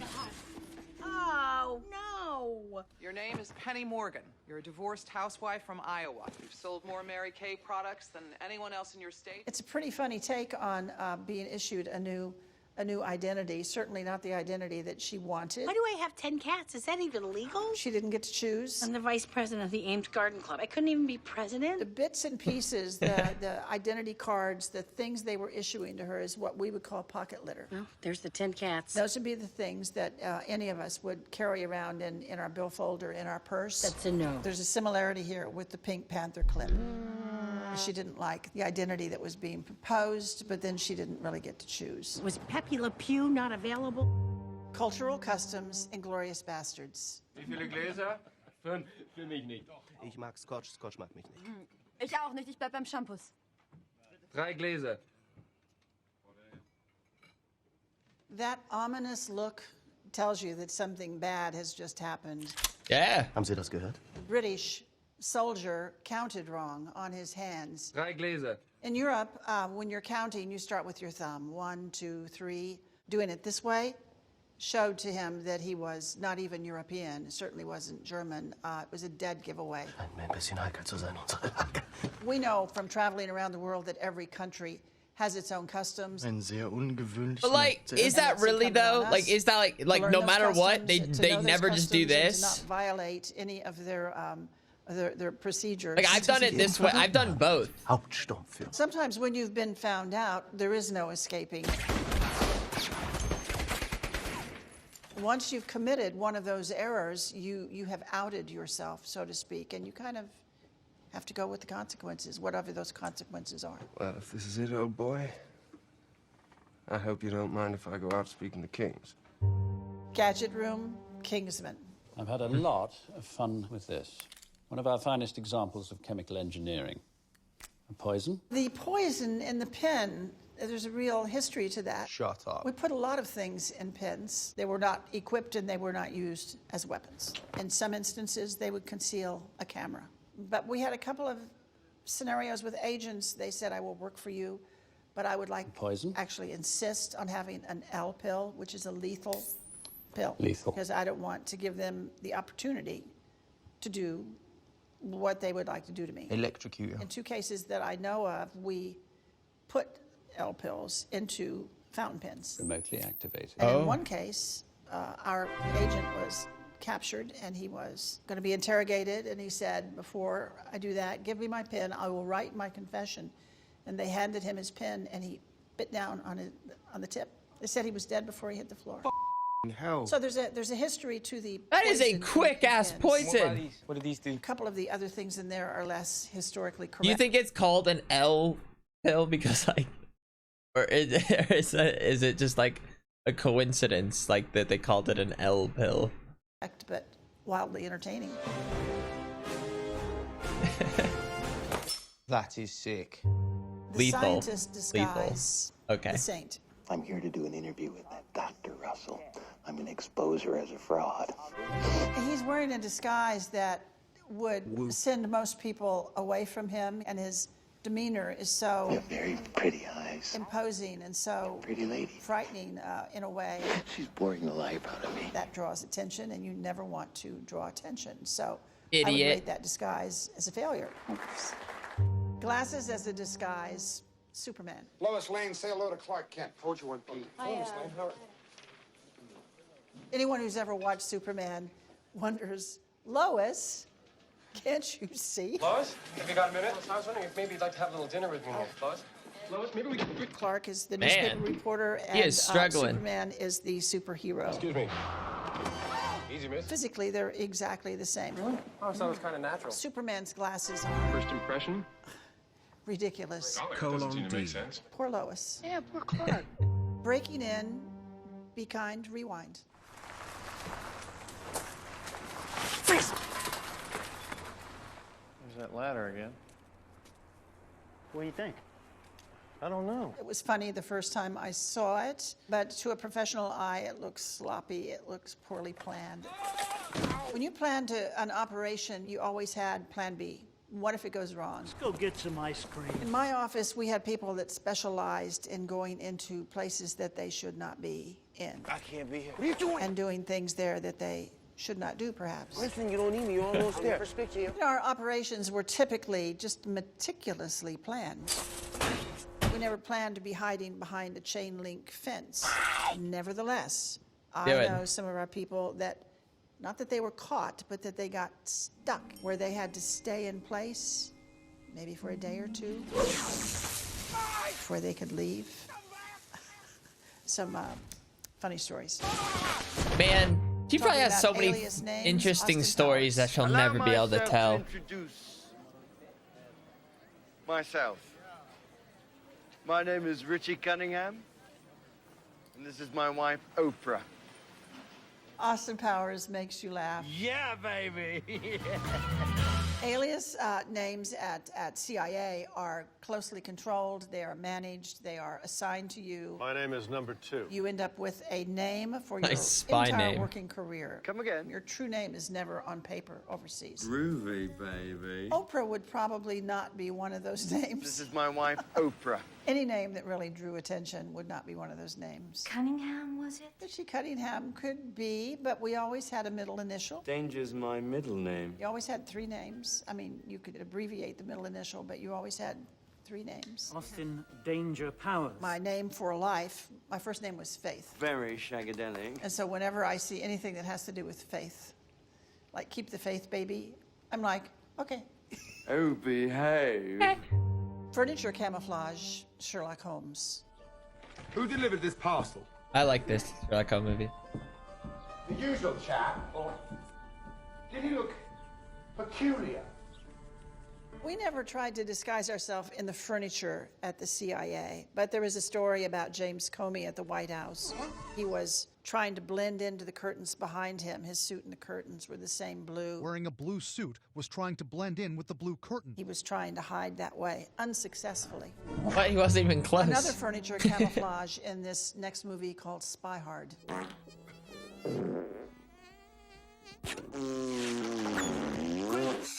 We used furniture concealments for a number of things. What is going on?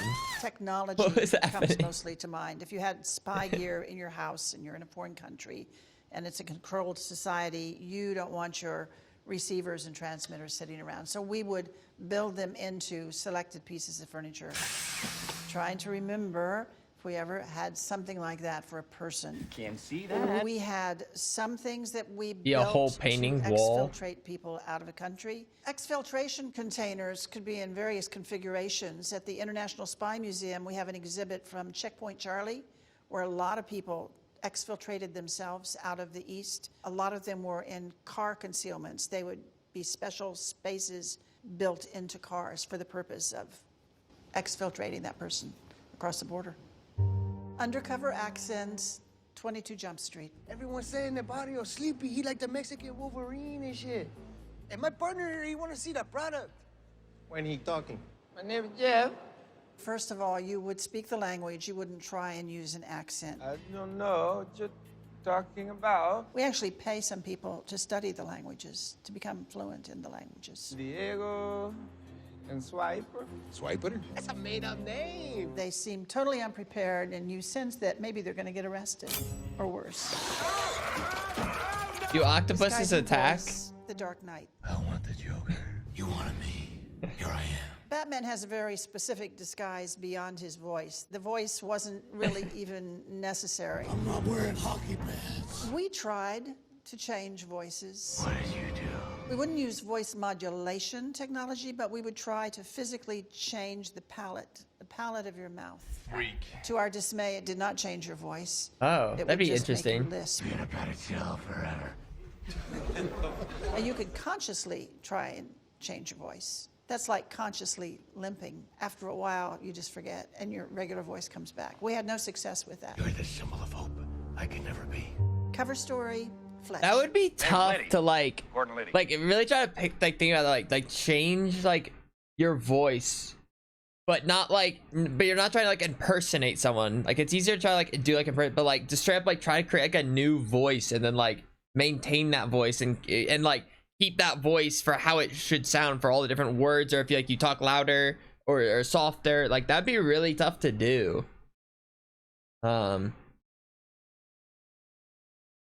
Voice, well, no, I get that, but I mean like, but even like you know what I mean, like for like I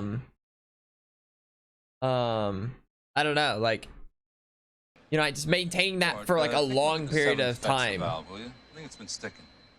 Probably the humidity. That's funny. Maybe I should take a look at it. Gordo. Back here? 11 Well, months. Fletch Almost made a the year mistake of left not soon. studying his cover story well enough before he took it on the road. Is that right?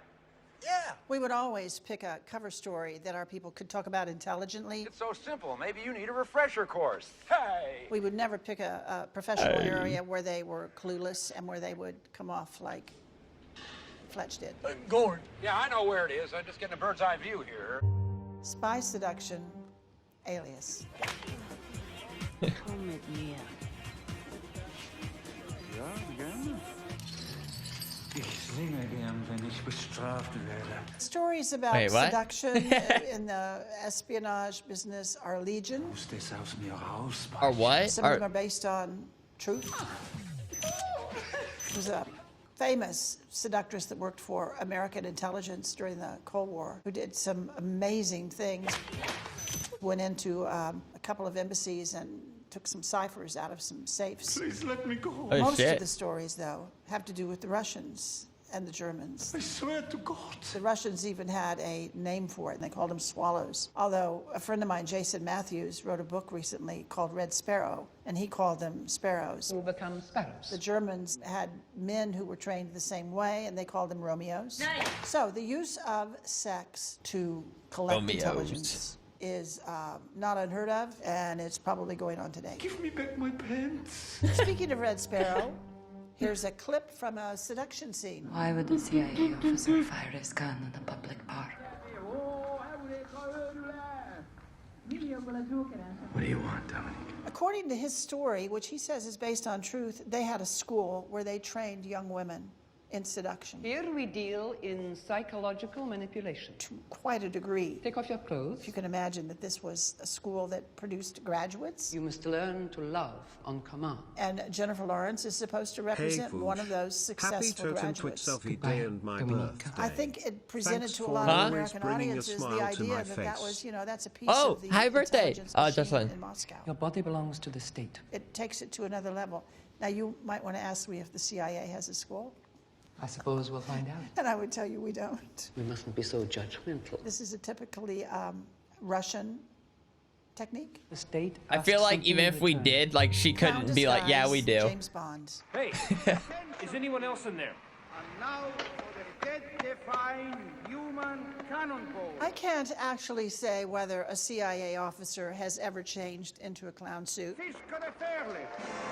There was a lot to be said for fitting into your environment, into your surroundings. Suspect's wearing a clown suit, over. So you looked like one of them instead of See, an I was just outlier. saying this, like, I forget, like, a few days ago or something. Like, clowns, like, aren't even a thing anymore.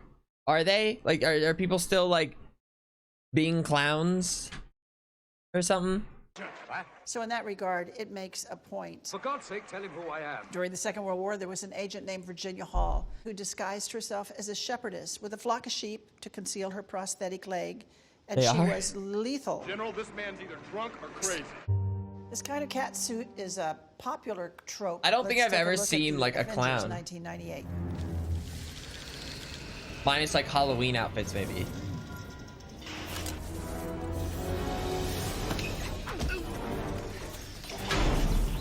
They use climbing gear, but not really black cat suits. You must be joking. I think the reason is because women look so good in them.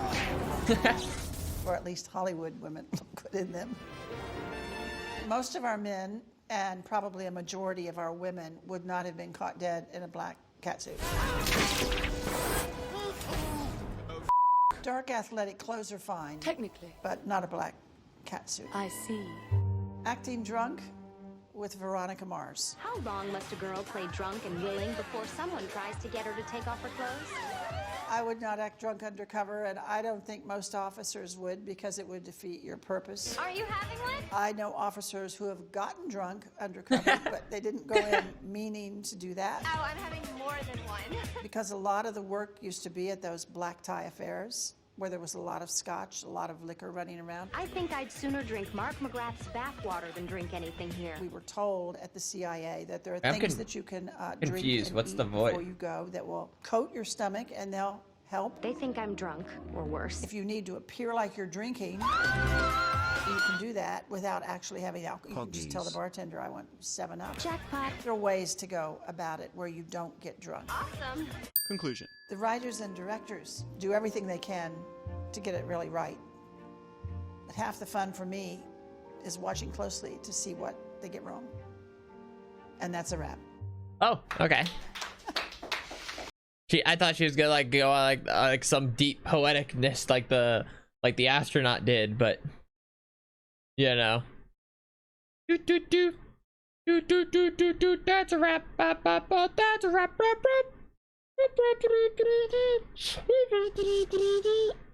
I kind of like these. Wait, there's one I wanted to watch that I saw.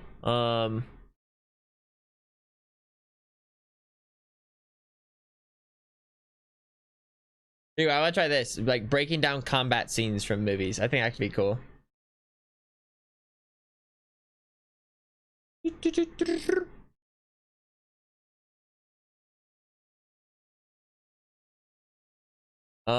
I think for this I can maybe go back in the corner. I just like being in the like in this top left corner. I just feel at home. When you know. Reserve parachute doesn't work. The procedure is basically you're gonna hand salute the world and you're gonna hit the dirt because you're gonna die. Hi, this is Jocko Willink and this is The Breakdown. The Breakdown. Alright, whatever, I'll just let it. This is the movie Navy And now it got SEALs. louder.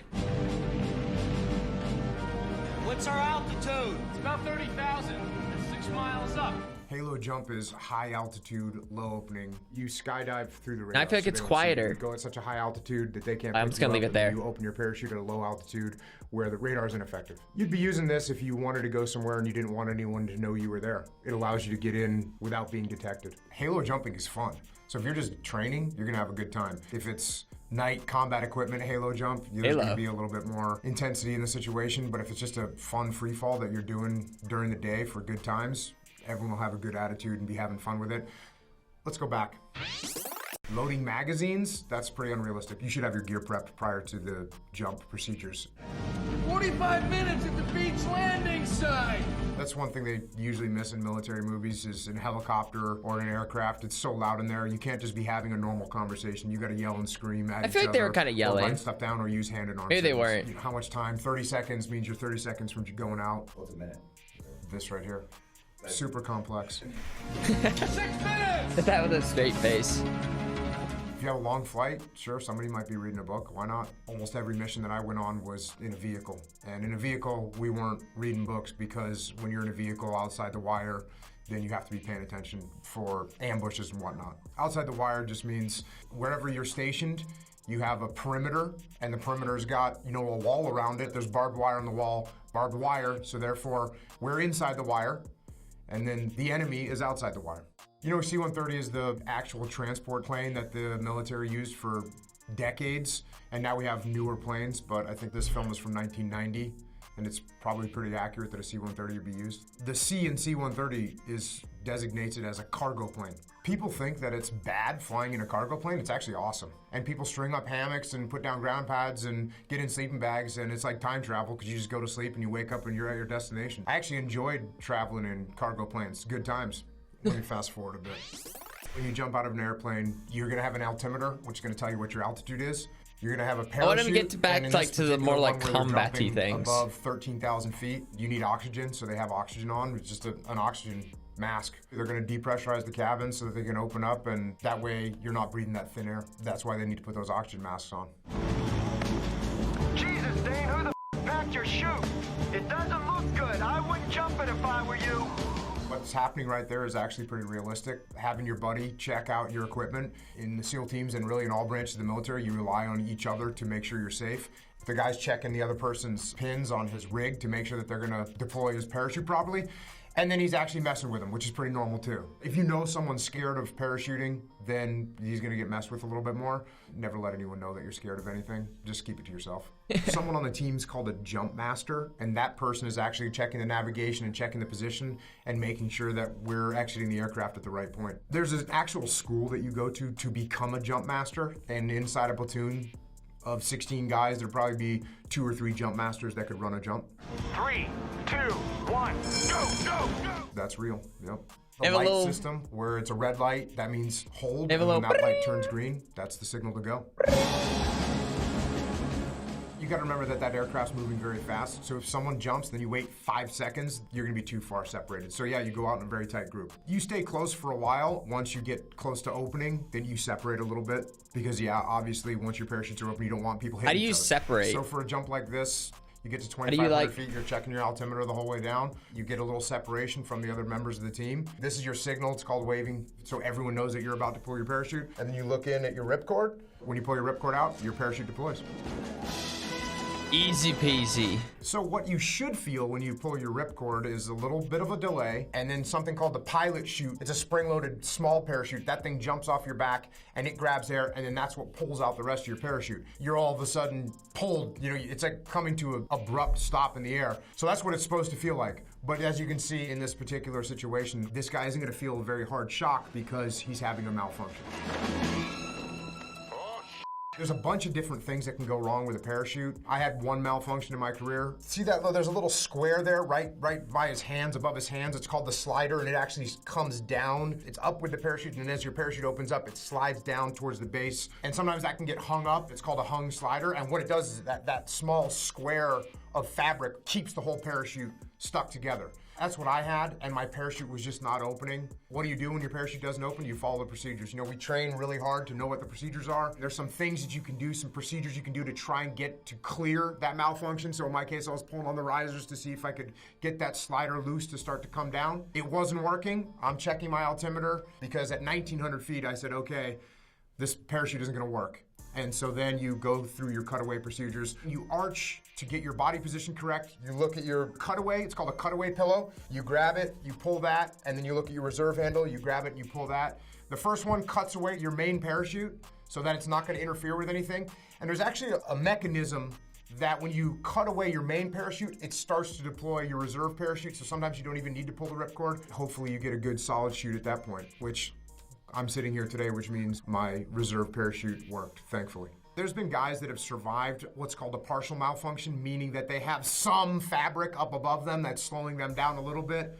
But if you're going terminal velocity and you hit the ocean, the ground, it doesn't really matter, you're dead. All right, let me play that. This is a partial malfunction. So you can see some of his parachute is open. Now, if you hit the ground with that type of parachute, it's gonna be a real problem. I mean, you're gonna be severely injured. But if you hit the water with that kind of parachute, I mean, you have a chance. So there's a cutaway.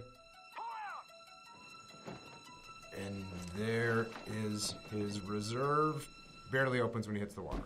He had a decent amount of cloth over his head. Once you hit the water, now you need to assemble your crew. And normally you'd be jumping out with a boat. Do you like let go of the parachute? What do you do with the parachute?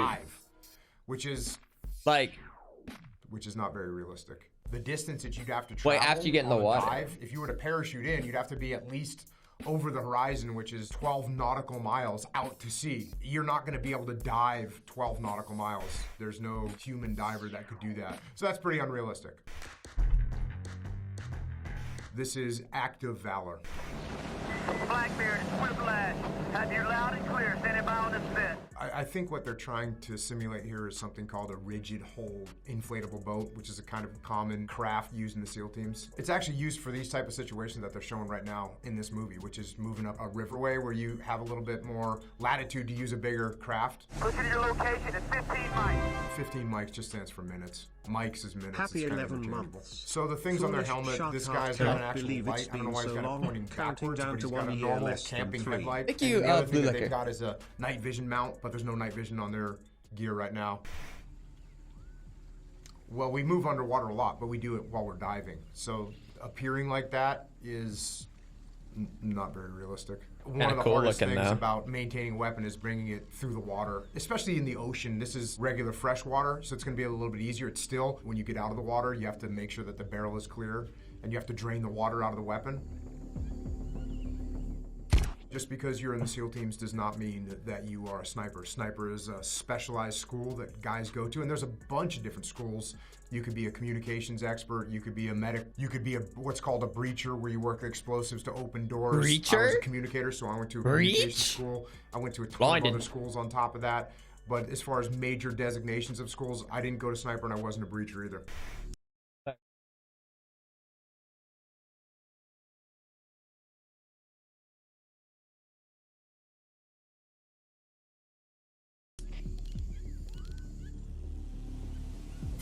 Frame. They learned how to haven't seen a drone like this before is because in terms of drone technology, this is ancient. These were very difficult to fly. I mean, nowadays they have little quadcopter drones that a 5-year-old could fly around if they wanted to. These were a lot harder to fly. You had to be a little bit more of a pilot to make them work. It didn't take very long for these types of drones to not be used by anyone. For just about any mission, having a bunch of like Fortnite 12-year-olds like manning the drones. As you possibly can. And then the biggest thing you want to get on the enemy is surprise.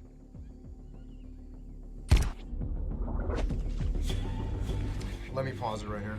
That seems like that'd be tough. Yeah. I guess they're trying to make things look cool. It always surprises me a little bit because, like I said, it's the best job in the world. You don't really need to do anything to it to make it seem cool. It is cool. It's awesome.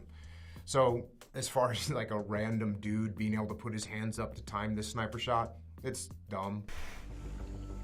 One of the things that makes being in the SEAL It seems like teams, that'd be tough to a lot like, of it is based around the water. like If stop that you're body. gonna be wet all day, 4 guess what else you're months, gonna Bog, do? hope You're you're gonna be cold. having a And if you're in a great cold day, environment, foolish going in and being shark wet is definitely thank something you. that's going to affect you. We actually do use dry suits that keep us dry as we go across. A wetsuit lets water in, and it creates a very small layer of water between you and the ocean that actually stays warm. A dry suit keeps you warm by keeping the water completely out, and you wear warmer clothes underneath it, but then you have a problem of dealing with a dry suit. I think one of the things that makes the SEALs good is we have to deal with that water element all the time. And so when we go out and perform missions where there's no water involved, it always feels a lot easier. Freeze this frame.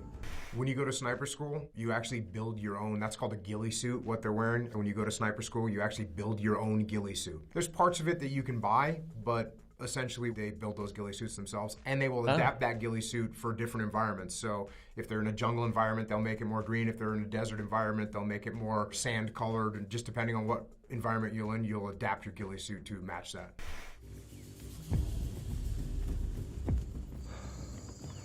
Wait, what movie was this? The tap this? on the shoulder right there, it just means, hey, I'm the last guy, and when I tap you on the shoulder, that means you can leave that security position.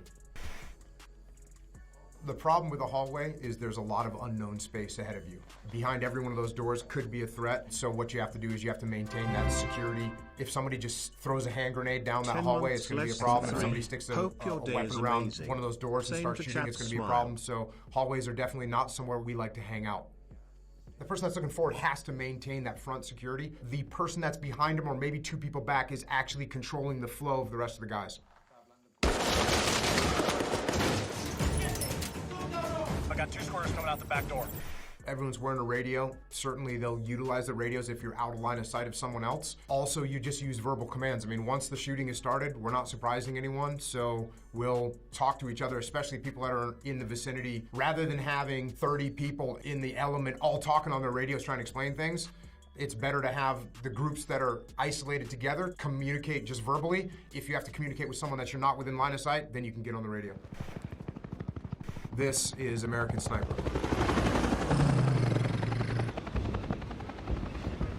You said AQI has a sniper in the Olympics, but Iraq hasn't qualified a shooter in 3 games. The film is actually about Chris Kyle. When I was a task unit commander, Chris Kyle was in task unit Bruiser. That was my task unit. When the film came out, they actually had a screening for us down in Coronado at SEAL Team 3. That's when I saw the movie. A task unit is 2 SEAL platoons combined together, then with a small headquarters element over it. That's what a task unit is.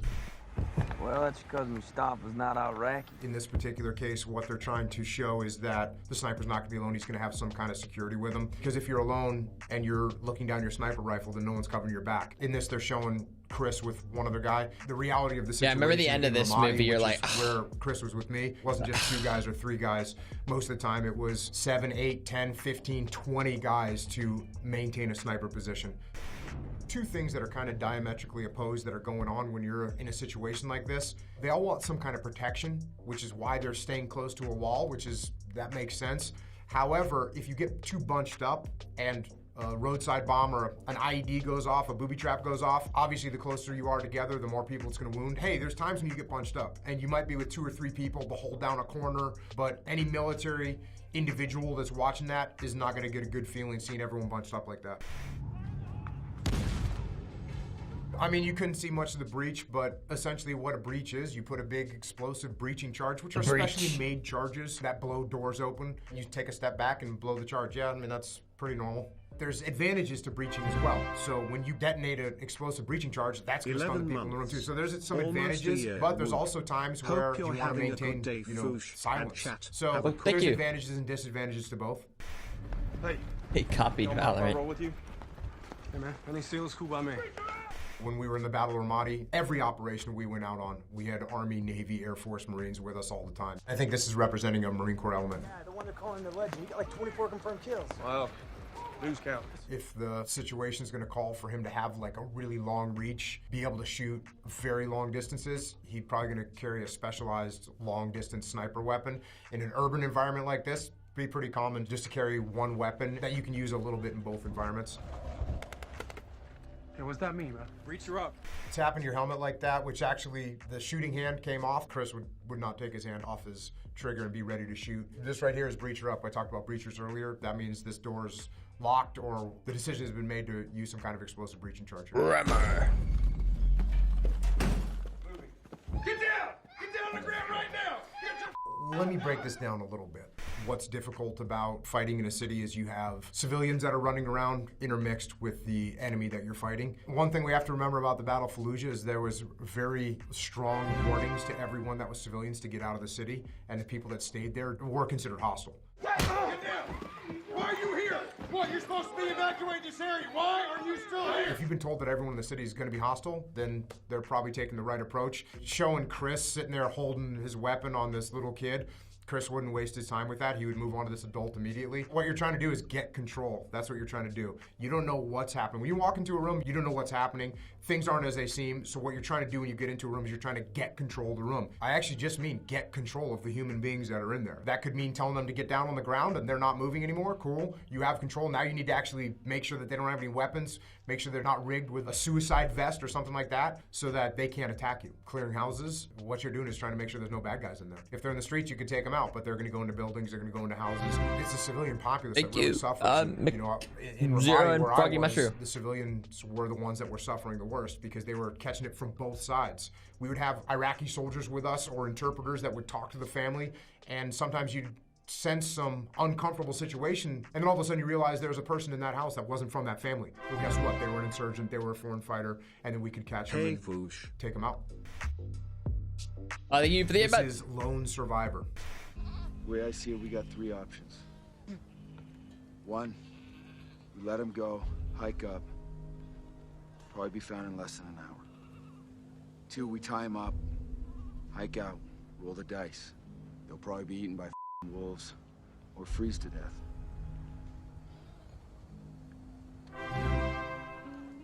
Three, we terminate the compromise. You know, in the SEAL teams, most of the time, everyone has the same general idea of what we should do. Unless something is just grievously a bad call, then someone might say, hey boss, that's not a good call right now. But yeah, for someone in a small group like this, they just talk to them. She said, this is not rare at all for a group of SEALs to kind of discuss how we're gonna do something. Now, ultimately, that decision rides on the commander, and whoever's in charge of that element is the one that's gonna say, hey, this was my decision, and this is what we did. You can't, as a leader, once you make a decision or once consensus comes in and then things go wrong, you don't say, well, you know, that's what everyone wanted to do. You don't do that. You're the one with the final decision-making power. You can get consensus, you can take suggestions from other people, but ultimately, when you're the leader, you're in charge and you own that decision that you make. We let him go. 20 more will die next week. Rules of engagement says we cannot touch them. I understand. And I don't care. I care about you. I care about you. I care about you. I care about you. Yeah, you get a very specific rules of engagement brief.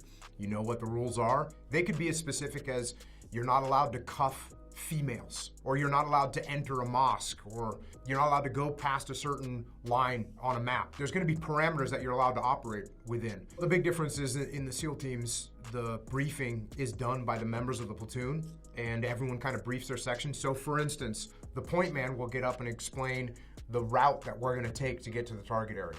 So that's all done by that point man. Let's say the breach team is going to go in and do a breach on a wall or on a gate. The breach leader will take over that part of the brief and say, okay, once we get here, Bill, you're going to be there, Joe, you're going to be here, breacher's going to come up, set the charge, then we're going to take cover back here. So everyone kind of individually briefs their portion of the mission. So it's a collaborative effort. The briefs, we try to keep the briefs to an hour.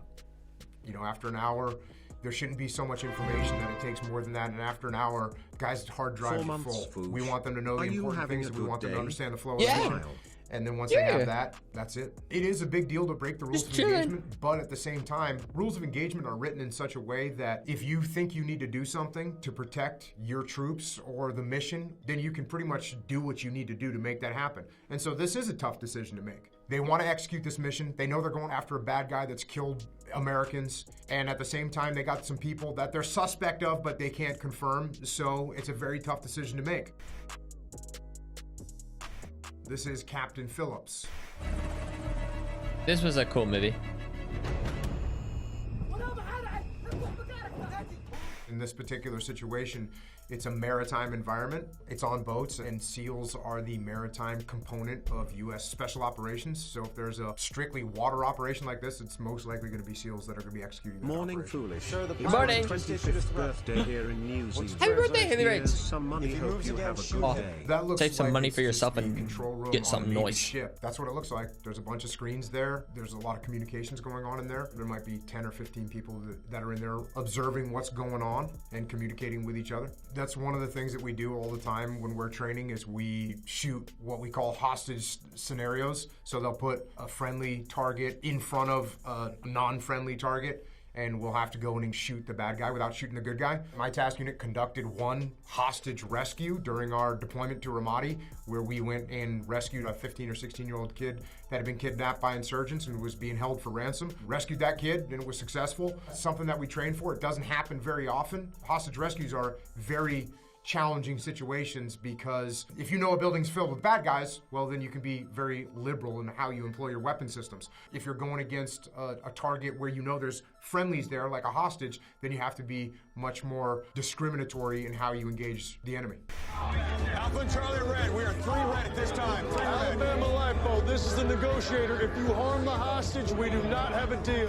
I've never heard of a negotiation going down in a military scenario because we're assuming that the people that have the hostages are hostile and what they need to do is die.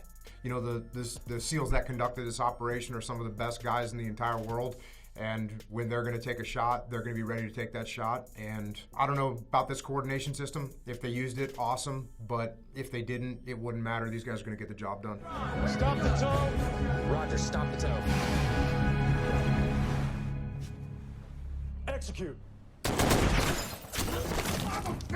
Generally, decentralized command is what we're dealing with. So in that case where the snipers are co-located like that, they'd probably be just communicating amongst themselves. You want your subordinate teams, when they launch, you want them to have the green light to go when things are ready. So that's a little bit micromanaged, but I don't know how it unfolded exactly for real. You do know one thing, they rescued It was that guy catch and up. killed Yeah, the it was bad catch up. guys. That was catch So, up.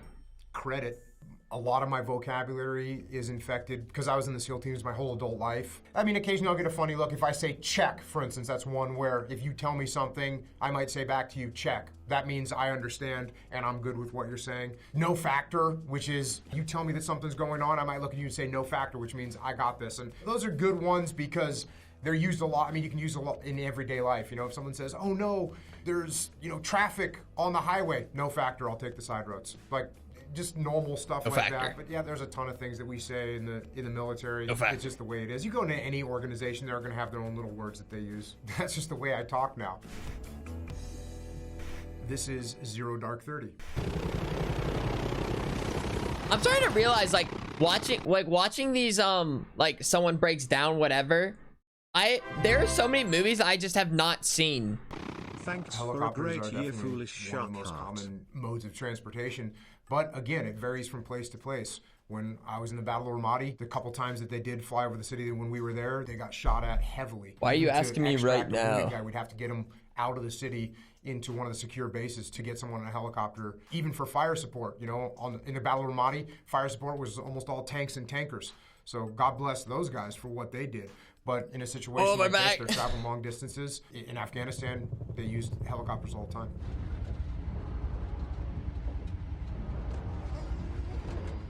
Dogs are pretty common. Their senses that they have, what they can do, to be blunt about it, you can put them in situations where you wouldn't want to risk the life of a human being. They use them for sniffing for explosives as well. They're great assets to have.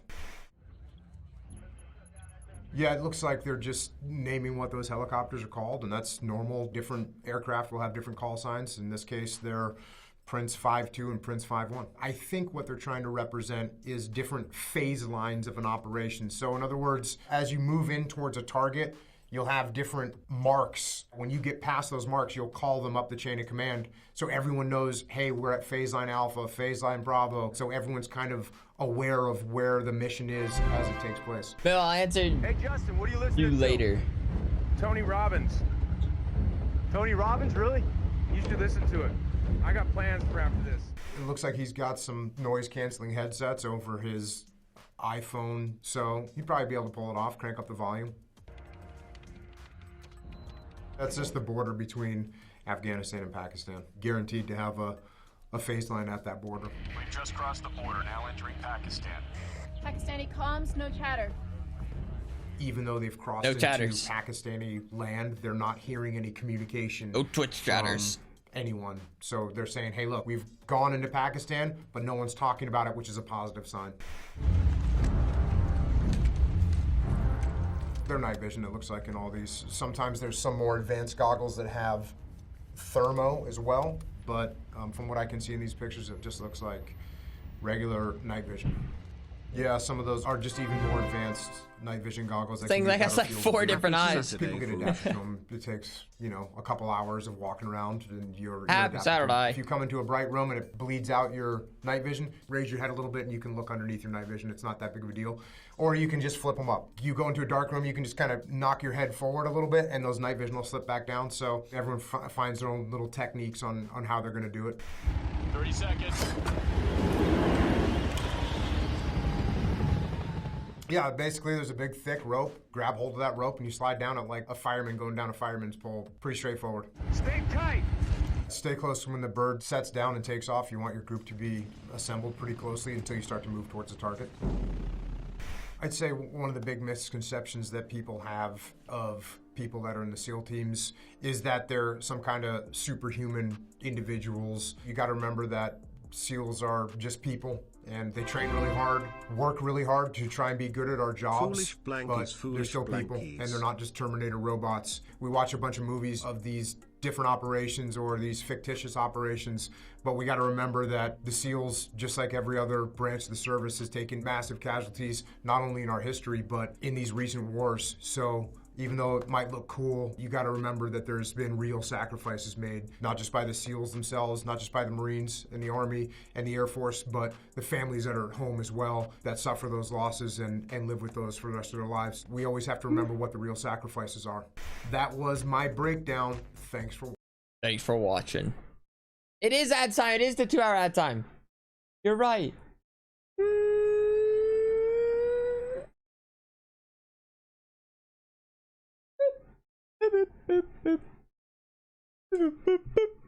Okay.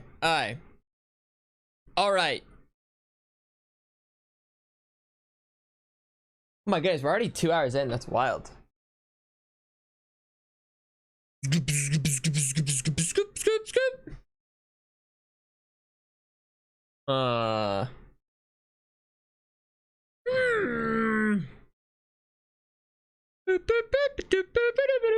Okay, this is what I'm thinking.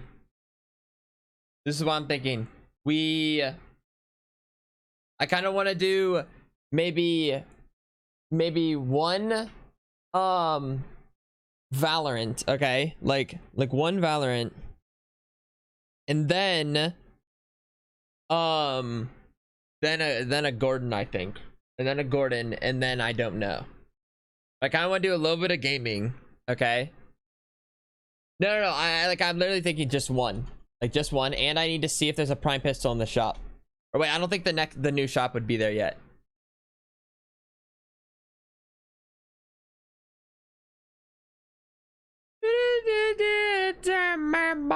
Yeah, just one. Or maybe like we'll go till we lose, even if that's one. Which I'm not. Which odds are I'm not gonna lose. So this may be a long. We might be in it for the long haul. Listen to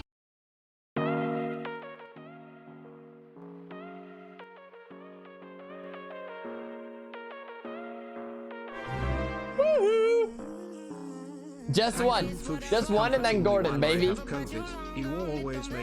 Oh, I have you're feeling decent. Oh, thank you.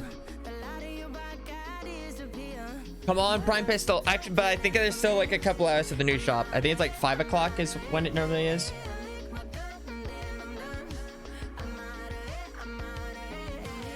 No. I'm not gonna lose. I'm not a liar. No. I'm gonna win one. It's gonna be a-okay. No, dude, there's never a prime pistol. I'm gonna be the omen. Thank you for the 100 bits. Here we go.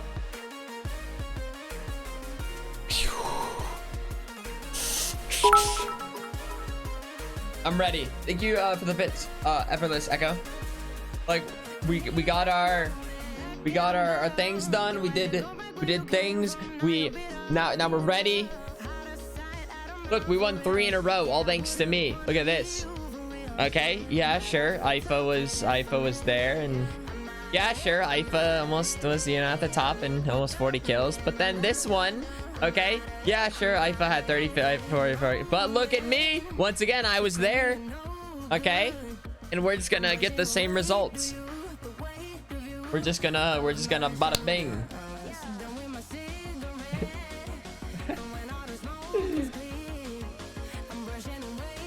That man was averaging like 35 kills a game. Well, that time he sucked and only got 24. So I'm gonna show you that I can do that too. It would be easier if I had the prime pistol, but Ellie, thank you for the year sub. 1 year. Let's go, love you, fish. Match found.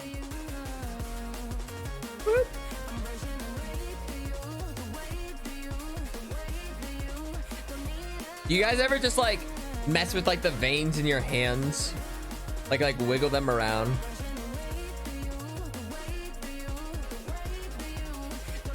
All right. Okay. Jet, neon. Okay.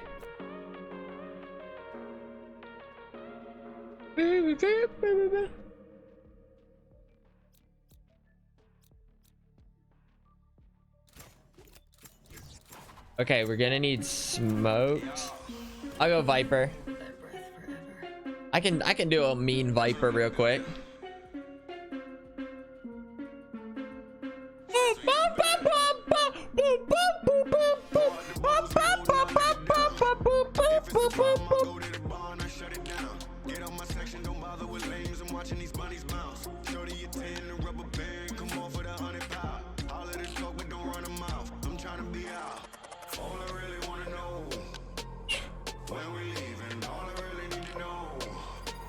You can't move veins. I don't mean like move them around, like just like you can like mess with them a little bit.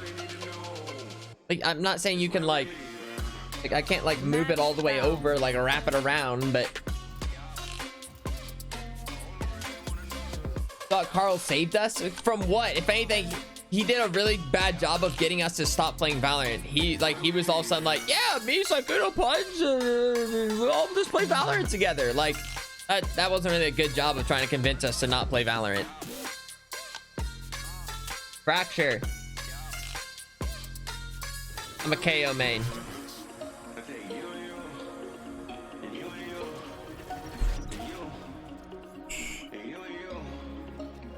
What's this, Carl slander? It's not really even Carl slander. It's just like the fact, like he tried to convince us to not play any more Valorant, and then by the end of stream he was like, yeah, let's all play Valorant together. Like, you know, I feel like that's not doing a very good job.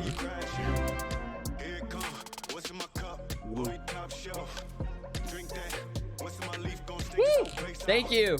To have the potato.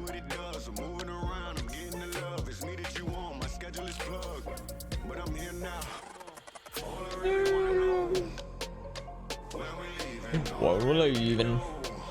We better win. We better win. Well, it doesn't matter because either way, we're probably just doing it. It'll be a one and done scenario.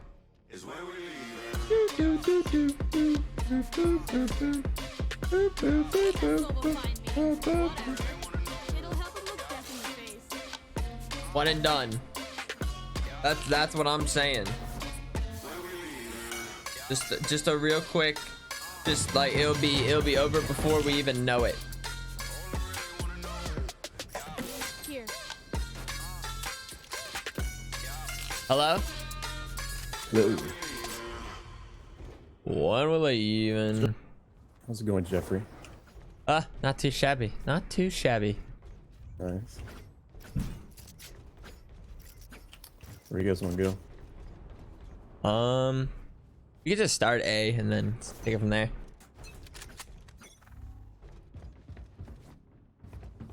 No one will ever just refer to me by the character I play. 1 second, I can come put a wall up. Whoa. 2 on site.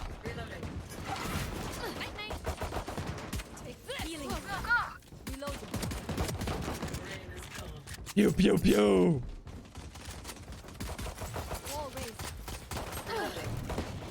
Pretty jug. Enemy spotted A. Spike planted.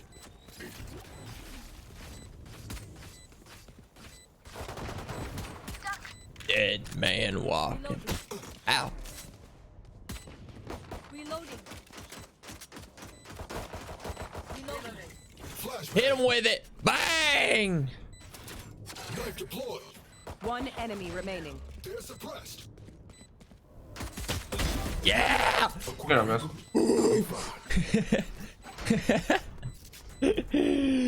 Yeah. Dude, that's such a good sign already. But yeah, the reason I like K on this map is just because like when going A and B kind of works it too, but like you can literally see if someone's on site, which is really helpful. Sometimes just like getting ready to try to clear A can be annoying.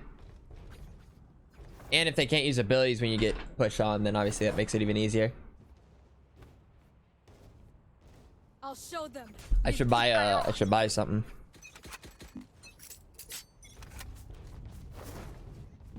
Could force.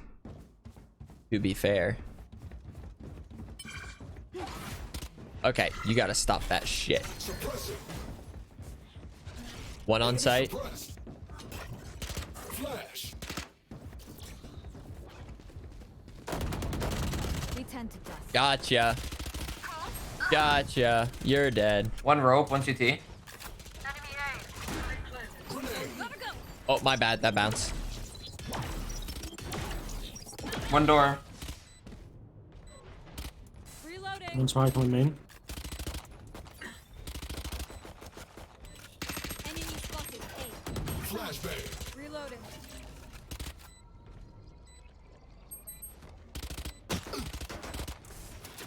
Shutting them down.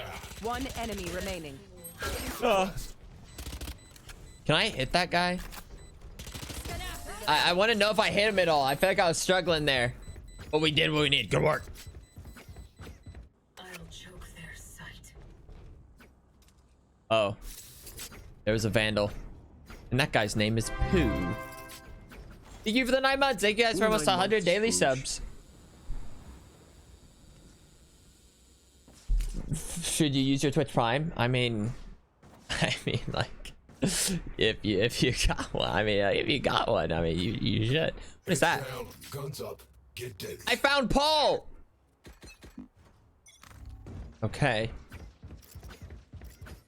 Sage on the other side of the wall. Sage and Silver are both playing deep.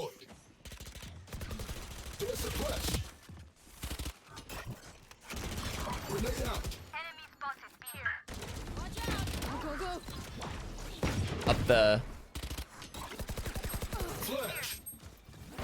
He's locked in now. Watch it now. Ah! Spike down. That was bad timing. Raina's there. There's 2 going tower. Last player standing. Raina arcade. I could have played that better. I got the spike. And then Jet's probably opping. Nice try.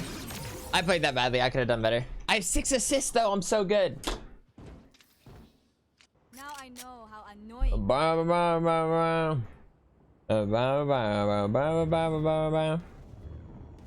He's my ult. I can buy next, so buy a gun. Oh yeah, I'm a vandal. I have the prime vandal. This is gonna be easy. This is gonna be easy. Come on! I'm just trying to get myself psyched into the moment. You got this, Neon. Oh fuck, man! I'm glad I'm not you.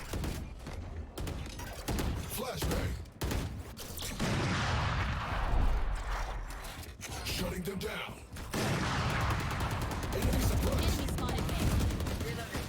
I'll blind if you want to dash in. Oh, never mind. They're like all here. Reloading.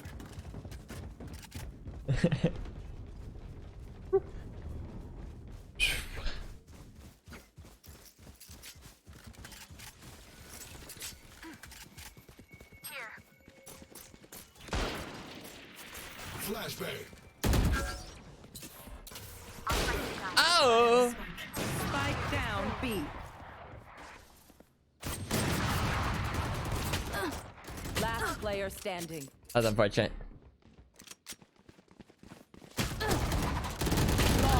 Nice try. Damn. Now it's 2-2. Now we're broke. I didn't even really get a shoot at anyone. That's a joke. Kill mode is default. Yeah, that was a good Marshall shot. Yep. Tip the hat. Tip the hat to this to the battle sage. Yeah. Let's make sure we can buy next. Dude, that's so ugly though. They're already opping, but that Jet doesn't seem to be too good at opping. At least not so far. Go, go, go!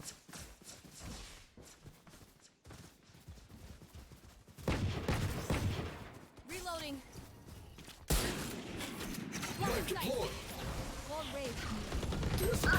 Astro sight. Yeah, we're running away. Or rotating around. Reloading. Wall Right. Nice. No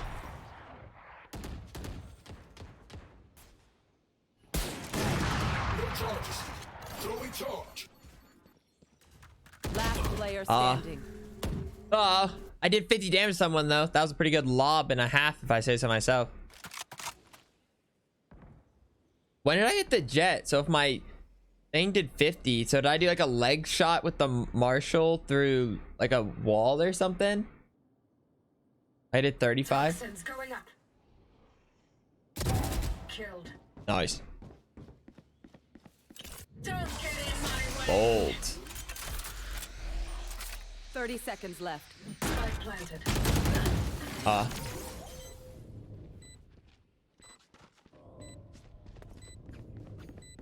Not bad. Not too good though. It's whatever.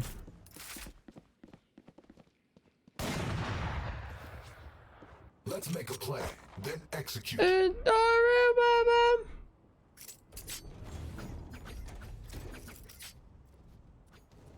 I'm gonna land Vandal shots. I don't care. I don't care if it's the death of me and that I throw for my team. Well, I mean, that wouldn't be very good, but that's probably how it's gonna go because I'm not very good at Valorant currently. You can't. Yeah, exactly. 8 assists. I'm owning. Get out of my way. Flash. Astro push. Spikes down. Spike down. Push, dude. What are we sitting back for? My aim, dude. Why do I aim? What happened? I can't aim at jack shit. And every day I wake up and think that maybe it's gonna be different, but then I'm severely disappointed every time. Do you guys still? Are you watching this? This hurts. This hurts. I hate to say it, but probably best to play as a team. So, what's the plan? Oh my goodness, I'm so fucking garbage. It's like it's like I'm getting worse every day. I'm getting worse every day. I'm deteriorating. What happened? What happened? Okay. Thank you.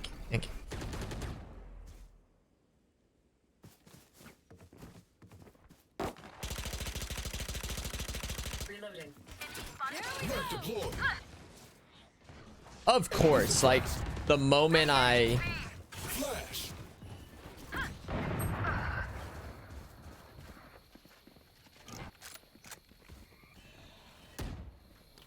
One's up in a tower. Grenade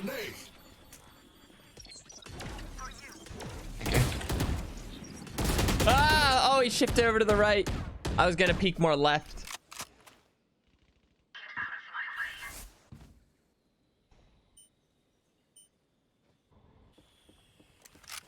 The crosshair, I don't think the crosshair is the problem. I don't know what I need to do. I've tried so many different things. I've gone faster sense, I've gone slower sense, I've done some aim, but like am I just a silver player now? I don't get it. I don't know. Player standing. Hit 100 Astro. Maybe I actually have something wrong with me. Toxin screen down.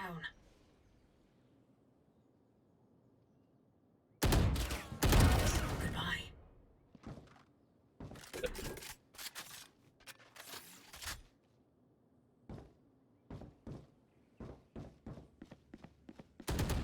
Ten seconds left.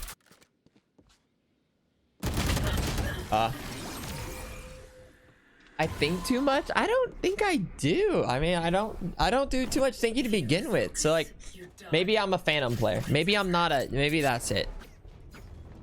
I can try Altius on the site. Yeah. Oh, what are you even? Here we go. I just go sicko mode. I go sicko mode. They're not better than me. I'm out of here. No one walks away. Watch out. Walling. Go, go, go. Blocking sight. Suppressing. Oh, one's under. No, under. How? And my ult ran out just as she killed me too. How did my dagger not see her? Did it? Oh my gosh. What the fuck? Last player standing. Was it barely out of view?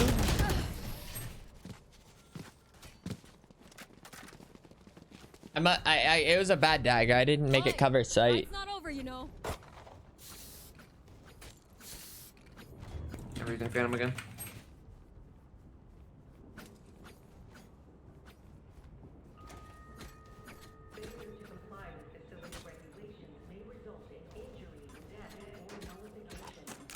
I'm good with the sheriff. I need more positive attitude, but like I come in with a positive attitude, like, you know what I mean, like, and then it's just, I don't know, like I'm not even like, don't feel that tilted right now. It's just like I actually can't understand. Okay.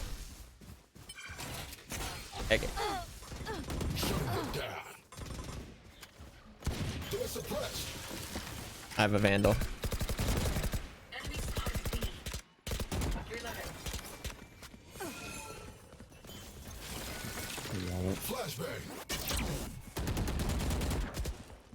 Fuck!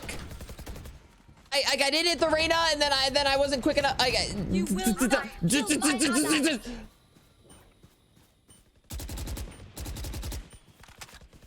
Toxin screen down.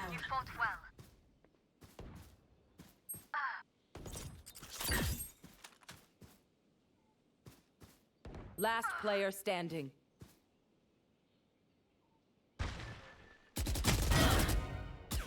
Like, I can't do the most basic of shots right now. Toxins going up. Getting worse. 30 seconds left. Okay, so casually 180 back around. One enemy remaining. Doable. Toxin screen down. Don't get in my way. 11 assists though, baby. Spike planted. I didn't warm up. Trust me, warming up has never done shit for me. Damn, she wrapped around.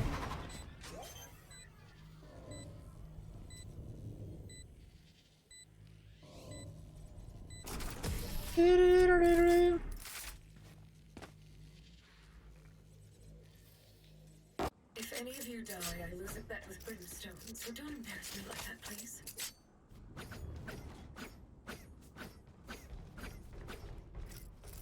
I mean, no, I get what the Viper is doing. I get what Viper is doing there.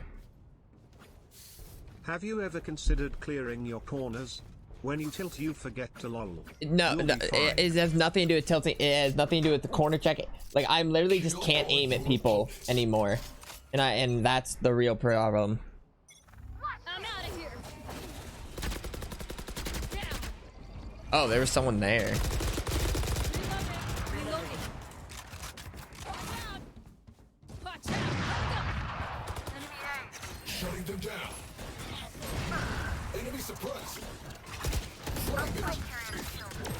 Spike down A. I got one.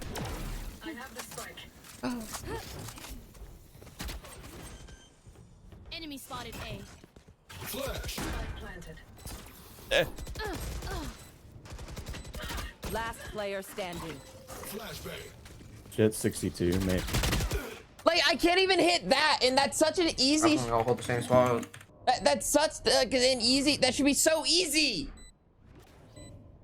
Like, how did I only manage to hit that Sage third? Like it should be so easy.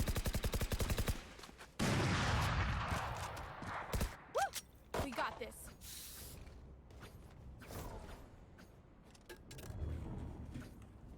Might as well just play it through. Like, you lose so much more RR for forfeiting.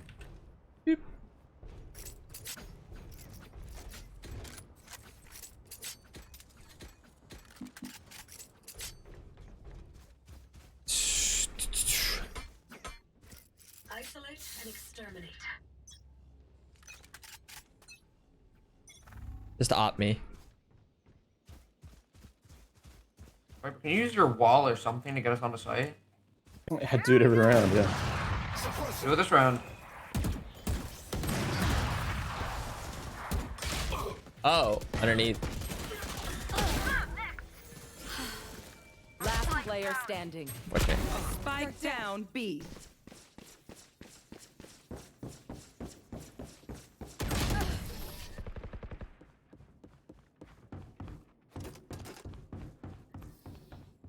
Last round before the switch. Spend your cash. Don't look back. Maybe this Actus isn't for me. Maybe I need a new account. Is that the problem? maybe I just need a fresh new account, like maybe I need to play in bronze again.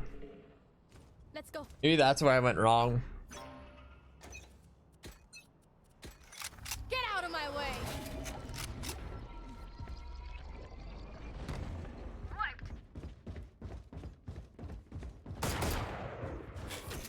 Shutting them down.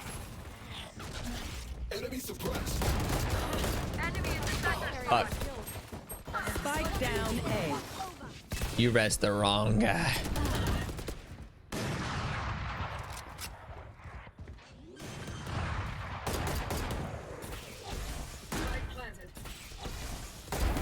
One enemy remaining.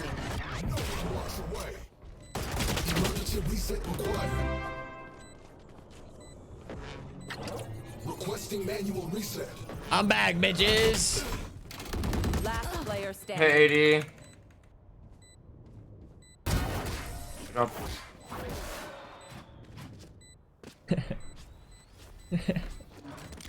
Switching sides. We got one. I'm not tired. Are you? I'm out of here. I did 65, 65, 65. That's all I could do.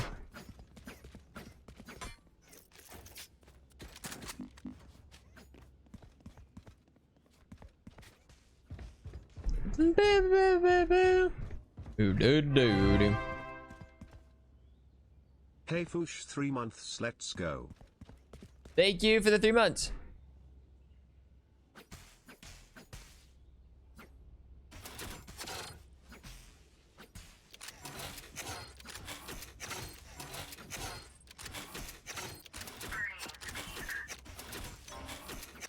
This time for real. Knife deployed. Quite a few A.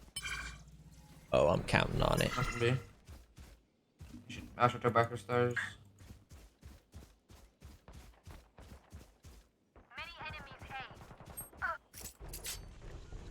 Planning Planning A. A. Spike planted. Reveal picking me. Fighting 3 people at once. Do not resist. Too slow. One enemy remaining. Up top, up top. Ah! He's 60. Last player standing. Oh no. Clutch.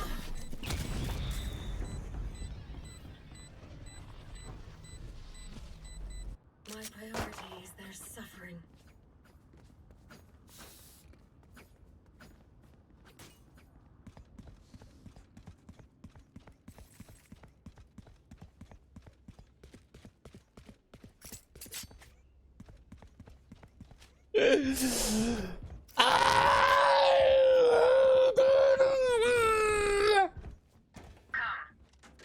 Yeah.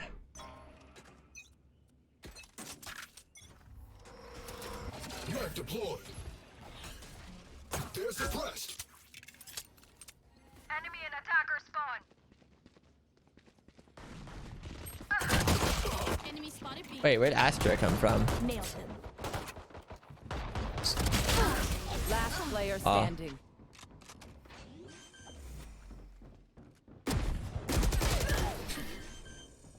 I probably would have killed Sova if Astra doesn't come from the side. Bragging rights if you get first pick.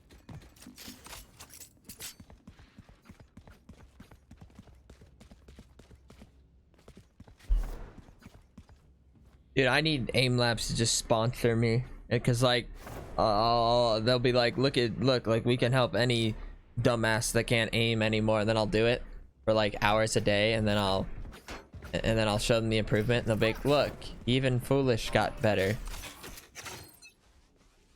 Suppress it. Enemy suppressed. Flag it.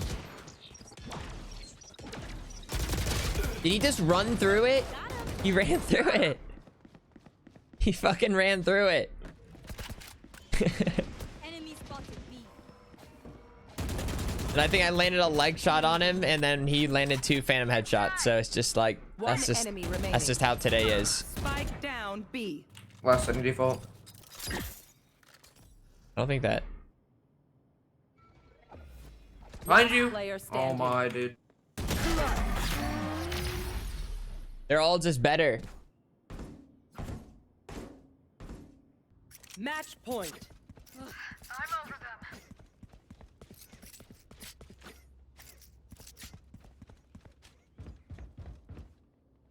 I have just fallen from the good graces of Valorant. Like, I used to be able, like, you know what I mean? Like, I used to just be kind of inconsistent in a way. Like, I had to do like a good match and a bad match, a good match, bad match. But now it's just straight up like dog shit every time. Shutting them down.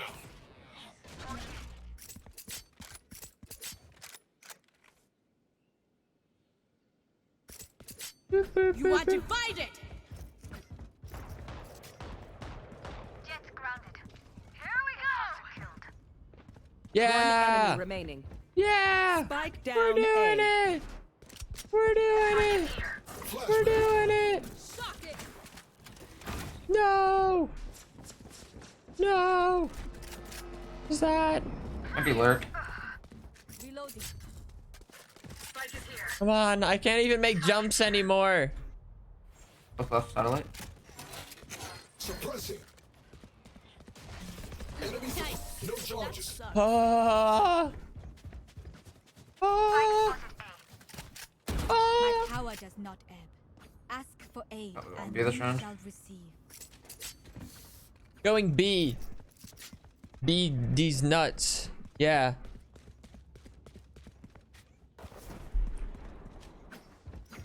$16 assists though. At least I had a good bomb placement last time. Like, I did like 30 damage to like all of them.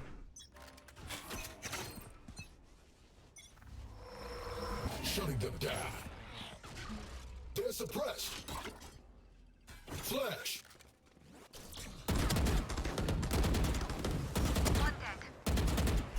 Ah! Just hit him! Just hit him!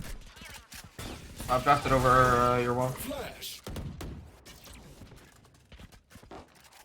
Dude, that should have been so many easy kills. He's dead. Spike down B. One enemy remaining. More assists. Oh, look at that. No one kills I bet you I did like a bunch of like wall bang body shots or something.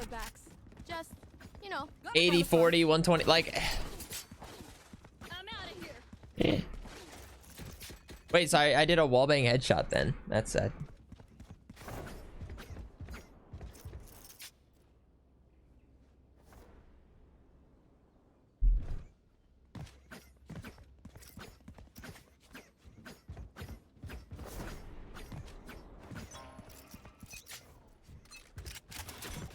Shutting them down. Oh. You know what? That wouldn't make sense to throw it right there as I did.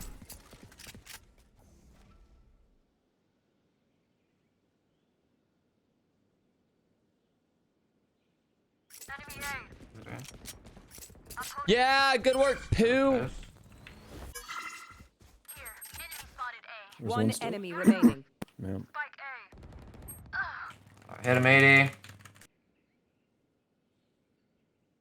don't know. Spike's down A main. Let's not fuck this up.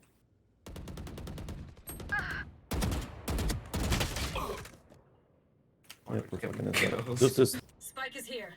The hunt begins. Just play for the crossfire.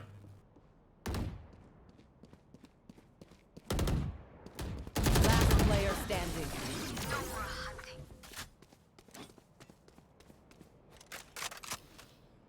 I hear them scurrying. It's honestly starting not even to get shocking anymore.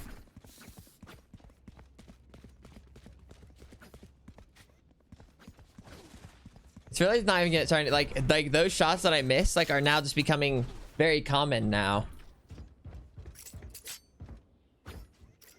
But hey, you know, at least I ult A here off the rip. At least I got 420. Go B stage.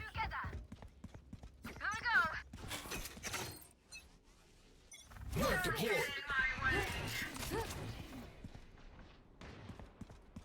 Many enemies No one walks away. Get out of my way. Push that. They're probably all there. Alright. Yeah, they're dropped. They're dropped. Oh shit. Oh shit. NA's last hope. Spike planted. Yikes.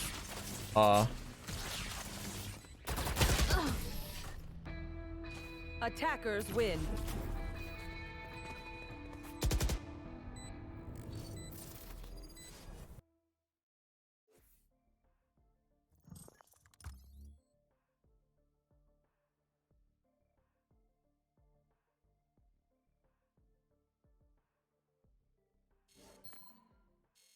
I think you're just very unlucky.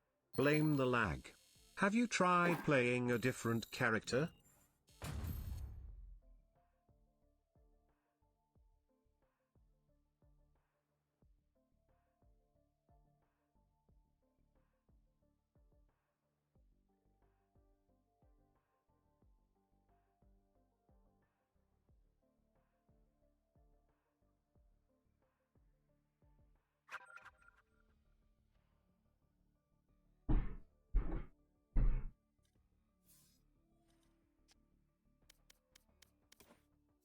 You don't want me to play. I'm terrible. I can't do anything right. Fuck. No. I suck. I should beat Iron.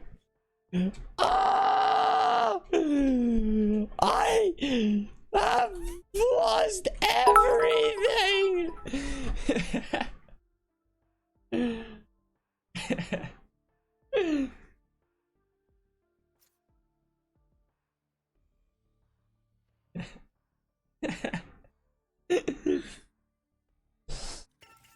Okay, fine, I'll do one. Okay. I'll Hi, play. my little wiggly shark. I'll play till I lose. That's what I'll do. I never have party talk push to talk on. Okay, okay, I'm playing till I lose and then I'm done just because I you don't understand, okay? It's just, I can't do anything right anymore. I'm lucky to get like 10 kills in a match now, okay? Everything I used to be able to do, give me, I just can't. I bottom frag every match, okay? I don't know what's happened, okay? I used to be competent and now I can't aim at someone standing still. For you, Bacon. Now you want bottom frag. You need to just clear your mind, foolish. Look, it's a Sen. It's your best Marshall map.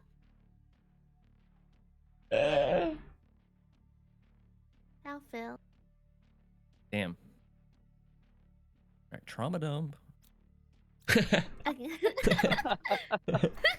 Yeah, don't mind me. No, but I was actually gonna do one, but then like Yumi asked, so I was like, I'll play one. Oh, I forgot. Foolish play smoke. I'd love to kill. To be fair, I was actually getting ready to Jet and me, quit. Reina? Whoa. Oh, Yeah? This is a traditional comp. Team comp. This is what we've needed all along. We need to let Foolish win. Oh, Foolish. You're going to lose. Listen, No, at this point, didn't hear it his wouldn't be spiel? surprising. No, I did. That's what taking a made hit me of confident weed. in our loss. God blame you. Hi, Steven. Oh, it's a Sen. Hi, baby. Hi, Steven. Hi, Steven. But yeah, my thing was Prime Vista that kind of 3000 because throats. at the time this is when I was playing a lot of Power Wash Simulator. If you guys remember those days, those were good days. Nice. Good days. Can you make it sit? Yeah, we're playing Omen now. It's gonna be a-okay.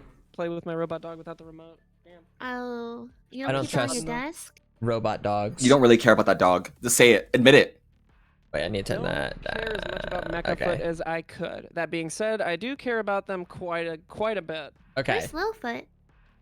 Littlefoot perished in a In the war? Littlefoot-sized fire. He Littlefoot-sized spontaneously fire. combusted. I don't know what they're talking about, but it sounds What the funny. fuck? Why would you say that? I realized I haven't been listening to music. Oh my god, then you can have a Stevenson. third version of Okay, Littlefoot we're that gonna could be fresh Undead start Foot. on life. Give me It's a new match, which a means year new hope, between right? 2017 and It means 21 it means I and a can do month. anything. 2001 September. I can do 11th. anything. I didn't say He just doesn't listen. He doesn't Yeah, listen. let's get some colon D's. once again Let's 2017 get some colon to D's going 2021. in chat. Oh. Smiles, everyone. We're gonna do good. It We're gonna sounds do like good. you want to listen to Jet's album. What is And it? even if you're just followed, like you can colon D. It's a follower emote. Straight and didn't speak. Or no. Hard music? Yumi, it sounds Yeah. like you want to listen to the Fratellis. I'm listening to July 2020. It sounds like you want to listen to Chelsea Dagger by the Fratellis. Oh my god, Oh. Steve. Be on top of the wall. Be on top of the wall. They're not on top of the wall. They're gonna be here any second. We need to break this wall. I'm blinding out. We're scaling as a cream. I mean, as a team. As a cream. Oh, Lord, what piece of shit. I have heal for you. I have heal for you. Yeah, I'm healing for you. I'm healing you. I'm healing Thank you. you. That's you're the best. One tree. One enemy We remaining. all ego peek this guy. Yeah, get in there, Steve. Get in there. It's a 1v1, baby. Nice, Steve. It's easy. It's just so easy. Wow, y'all are such Guys, that was actually some clean shots. That was actually some clean Jelly shots. Jelly. Jeffrey looks like You're foolish. You Yeah, look like no, you you want can call me Jeffrey. A lot of people. No, oh fuck, no, you don't want me having a deagle. No, I do. Here, take it. I believe in you. You know what? You're right. Yeah. I'm a. And if you whiff with it, then just remind me to never talk to you again. Okay, well, it seems like a heart, but you know, why not? You got this. You got this, That's how I'm Foolish. peeking this corner and they're dead. They're dead. They're peeking They're this trying way. to suck. That's what they're Easy dead. Oh, she's close. She's close. Oh my I got god. the trade. I got the trade. Help me. Get it faster. I said Wait, I don't like. Hi, Stevenson. Being concussed. Oh Oh my god! You're so good. No, I'm not. She was Oh, fucking one me, in tree? Steve. She was bent me over. Alright. What the fuck is going on? You have hot girl shit. Well, I'm low One near heaven? What? Sounds like they're tree One and enemy heaven. remaining. Oh, they've been compromised. Yeah, they They've become been cream pie memorized. Stop. Oh, there's a cream pie in my eyes. Y'all are so fucking gross. Oh no. Y'all are Cream pie wild. scaling. Oh fuck. Cream pie scaling. Y'all are horrible. I've never actually had a cream pie. No way, it's been 1 year. Damn, you haven't lived. You haven't lived, Sheriff Bullish. Jeffrey. Please over here. Are we talking about the same thing? Sheriff Jeffrey's over here. Oh, thanks. Oh, it's the cool one. Yeah, We're it's not cool. talking about the team. Cover going out. Why is Astronaut spelling this? Oh, you're the best. Oh, someone's out. I whiffed. I'm whiffing. I'm whiffing so hard. So that's Jet and Sage that are over Yeah, here. and they're hit. Oh, you're the best. Who's losing? Not you. Oh, corner door, near the door. Down A. Enemy spotted. Wait, guys, that was just some wild fucking aim. Oh my god. One enemy remaining. I don't see that aim. Oh, tree. Nice, right. Oh, Get, wow, get, nice job. Good. Oh, no, that's a Phantom. That's a Mostly, Phantom. I'm here. mostly on the Reyna. Here, Sheriff Baxter. Damn right we're crushing it. Guys, I That's okay. already have the same amount of kills as I did last game. You're not allowed to buy another gun. Wait, you're popping off, Foolish. What, foolish? All you need to do is play with friends. No, Foolish, you got put in an iron MMR. That's what this is. Oh my god, Steve. I deserve to be an iron. No. Nobody foolish, deserves iron. Unless you're bacon. Oh, Hi, bacon. thank you for the year. That is crazy. Just gotta peek this again. Oh, one's Steve, close one again. tapper. What the Steve, hell? one tapper. Steve, one tapper. Oh. Spike down mid.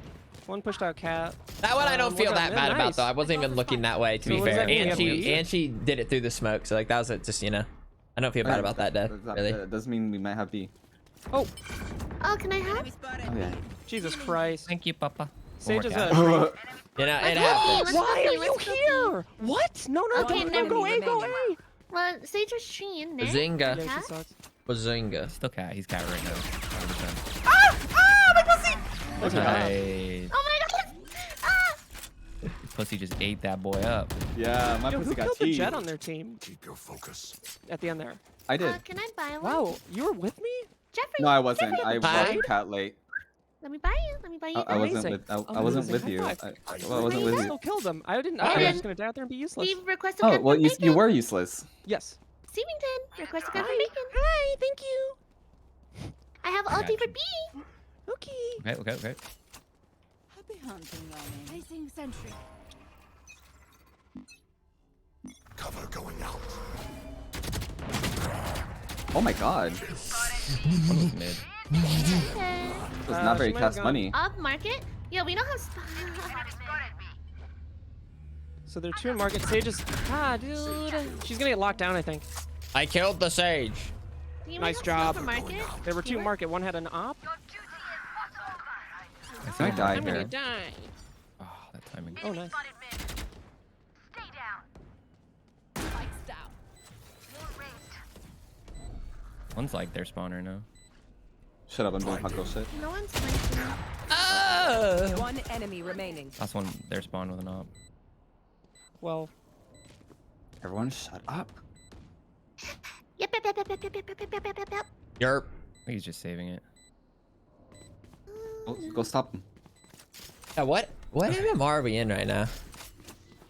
they're Like on maybe our spawn right now right it feels like I'm incredible at this game.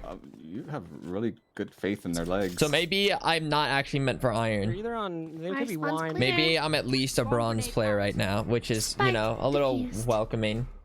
Yeah, right. Hell? Ah, right here. Go. Nice. Do you want to see? No. Okay. Pick it up. Oh. Never ends. I could drop one again. I'm maxing. I'm capping. Here you go. I'm about to start looking at to see. Brayden? I'm about to so start bad. looking at any Sure. totem twit selfies. Should we hit B again? Yeah. Okay. Was Dude, Cypher still there? This Jet and Sage are like butt buddies. They're like everywhere together. Aww. His Get out of kitten. my way. Okay. Cat. All good things must come to an end. So sorry for your loss. Want this, Queen? No, you can have it. Okay. Astra was cat. Cat, Astro. Oh, there's three. They There's are like three rushing mid. What in the world? Oh, huge. The other one's trapped in tiles. Sage off to the right. She's gonna pop. Precise aim. Wasn't Astra A? Astra plays mid. Reyna was mid earlier. I won't One let of you them's die. probably around market. One of them's probably around tree. Thank you. Okay, that was a total lie. I might let you die, but I will try and get the trade. Here we go. Here, think I'm I'm on. gonna be I'm ready on for the you, ye Anna. old alt account. You go first, Queen. Oh wait, actually, We'll just start looking. No thoughts behind those eyes ever. Ready for such sexiness. Hey, can you 30 seconds left. do thingy on stream? Never mind. One cat. I'll have wall. Last Oh, player she's close. standing. Yeah, fuck me. Swarm grenade. Swarm grenade out. Oh, turret down. Spikes down. I've seen this picture a few times now. I feel like this one. I feel like this one looks that was the like play. doesn't like what is that? I shot What's going on between there? them. I think feel she's like gonna be that's this just close looking so messy. quick. I think they're both gonna come out together like that. Seemed like the Reyna thought they were gonna go out faster. Yeah, right? The Reyna got bumped into the back of Astra. Yeah. Wind. This one I know I've seen the past two. This one right here. What like what editing or like what was done to this one? Get together. Sorry. Because like it makes it look like I'm in some like crazy like studio. I have like craziest lighting. You were playing so well. They're like, is that IFA? Huh? Yeah. Wait, I missed. Thought you were like a Radiant player. They thought I was IFA? Yeah, they thought you were like IFA yesterday? Go see this gameplay. Yeah, I was playing IFA yesterday, and let me tell you, I won a lot more matches. Oh, there are people here. And all I had to do was average like 10 kills. That's huge. They've all deep, man. Wait, be in wine. their Reyna's ulted right now. Oh, I almost just got one tapped. Wait, are they? Yeah, they are. You can see them top. Are we Wait, they're not wine. Do something? Oh, I think you're all talking about two different things. Wait, Yeah, I was talking about ult. is this not wine? Oh, they are! They were in wine? Well, not wine. Oh, she He won. came out of the smoke. Oh, That Oh, was Steve. the Okay, I'm just gonna luckiest play shot with of you. your life. you just got Brad Zingud. Wait, hold on. I'm holding. But no, this one was definitely like edited because like one, the way it looks so Let good, the smoke and that's like reveal me. when I like that was like the first day I wore the hat. I don't know what day. I don't know why the lane's even like that. Maybe it wasn't it. I don't know. You fucking stupid fucking whore. Oh, this one I have a whole beard. Oh. This one for B side. this one doesn't actually look that bad. Yeah, let's go do hot girl shit in B site. That one actually doesn't look bad. Currently doing The hot beard girl actually doesn't look too shabby there. Foolish. Scallymark. You're I need this, thank you. Yucky.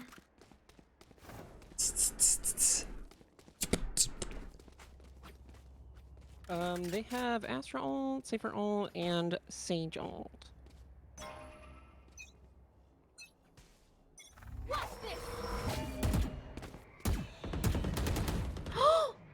Bastard. Got you, Queen.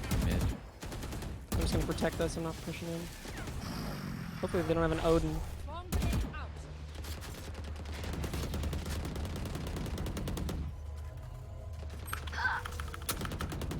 Well, My Oh molly didn't fuck. need. We probably should have pushed in by now. I'm stupid. we couldn't really. It was fully utiled. We're slow. Well, Reloading.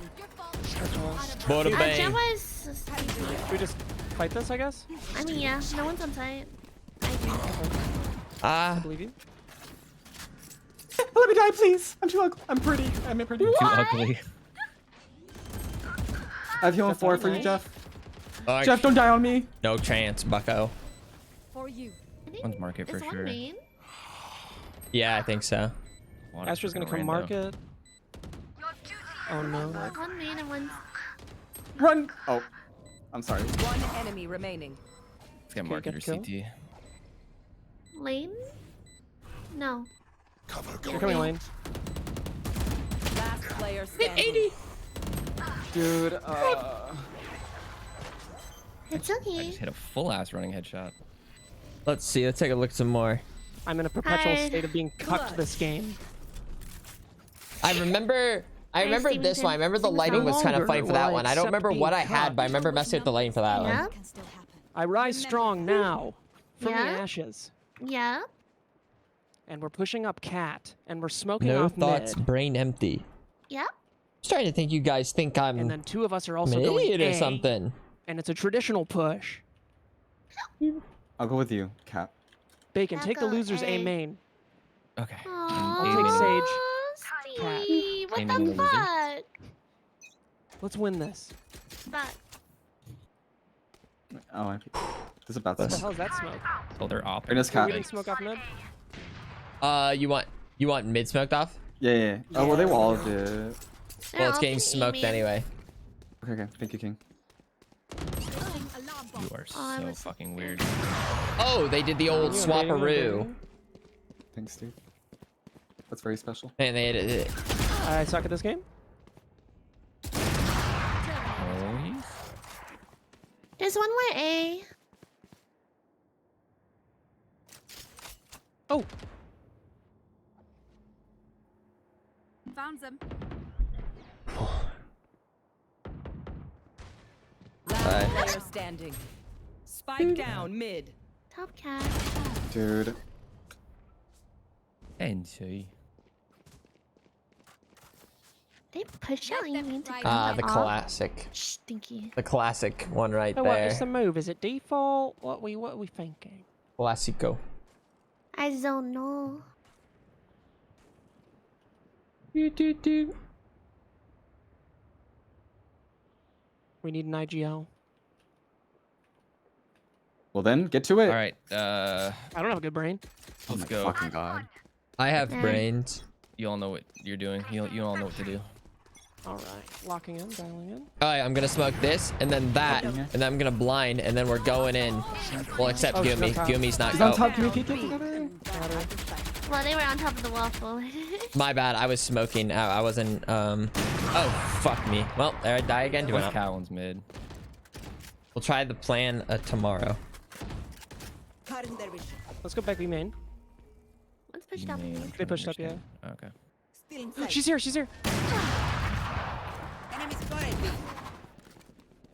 I don't even have the old. This was like one of the few photos where both headsets are Bang sewn. brothers, we got this. She's lane. Where worlds collide, where the old and new foolish collide. Here, let's go back. I'm in already.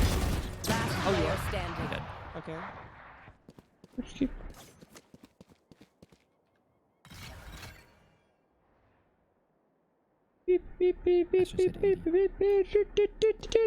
Understood, Captain.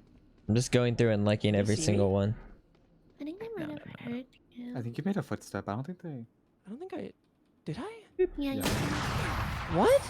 Yeah, I you didn't made a hear footstep. it. You stepped over here. I've seen this one a few This game times. sucks. Remember that one? Have any patterns emerged yet? Oh well. Can't believe we're just getting Brad Zingud. Alrighty, well, time to buy for next. Oh. There's the jog in the rain. That one was bound to come up, I suppose. Ah! Oh. Let's check for the op here. Okay. Oh, there's someone here. Oh. I think I should focus a little more. I'm not really engaged with the team too much right now. Backed up. Back it up. They like to push the smoke. We should just wait. Oh. Reloading. Reloading.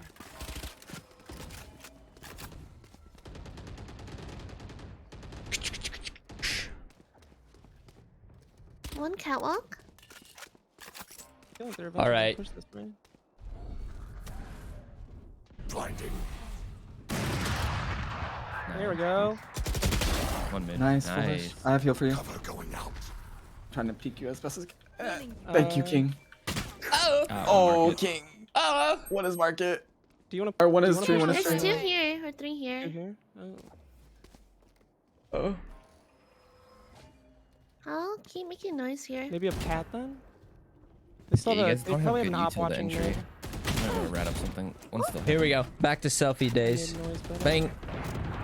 There we go. Sexy Cypher was mid. Let's go B then. Or Cypher's mid. Yeah. Astro Cypher was was, A heaven. market. Okay, We wait. should take on Let's the just go. Cypher Yeah, then let's just go through mid. and overpower them.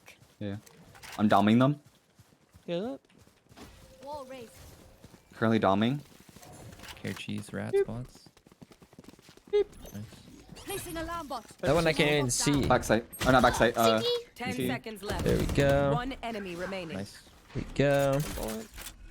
There we go. Oh, there's that hair one again. Like, I feel like I look stupid in that one. Please don't come garage. Please don't come garage. Please don't come garage. There's like 4 of those in a row. Perfect. Think. Think. Dude. Think. They timing me too. This goes Just very side unfortunate. together. Hitting both sight. Yeah. Oh, with the phone light yesterday. 2v1, we hold a Sorry. crossfire. It's alright. I All have good, all ulti good. for this round. I'm just going That was through. our save. There's a lot of Last these. round in the half. If we want, Okay. I could try and solo TP, and I then can you guys buy one walk if up you guys need to do A. so. You can do what? Okay. No more selfies during that. I feel like I'm falling off. I feel like I'm not helping Yeah, the I just team. need I'm you not guys like. to walk it. Oh yeah. Walking it out. Walking. Walking it This up. is gonna be Not the same. It's just not the same. Watch this.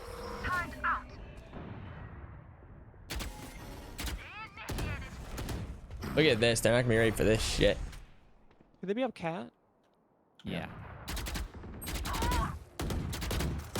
There's 3 on A. One there's could 3 maybe on be A. wine. To be We're fair. going, we're going, we're going A. You guys gotta go fast. 1 tree, I think. I guess one wasn't wine. Cypher's having just spraying through a smoke. My bad. That was a bad smoke. Holy shit. That was a god awful smoke. Reloading. I have res. Right side Ow. heaven, right side heaven. My allies. Can't res Oh, never safely. That's true. Careful, not watching your heaven. Oh, they might have heard that. You are divided. It's probably okay. One is heaven.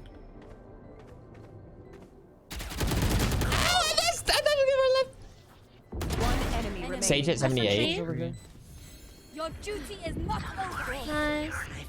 I'm alive. The game's changing now. The game is over. The game is over for them. Switching sides. This time, remember what? I'm gonna go A for the first round.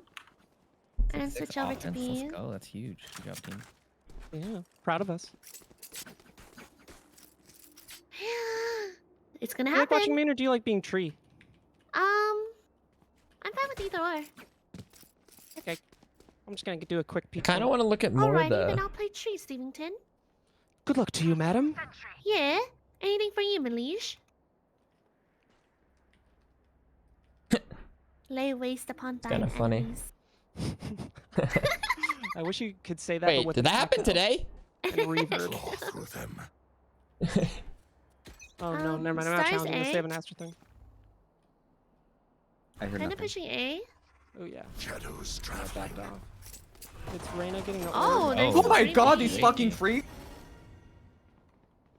It was Cypher and Sage there. Steven, I'll anchor you. though. Oh, die, you motherfucker. Out on lane Could be lane, already? could be lane. Oh, one up there. Nice, Huge, you're better. Huge. Sage is main. Lane. Oh, one up mid. One Logs, up mid. logs. One on site. Oh, and then at the other. Okay.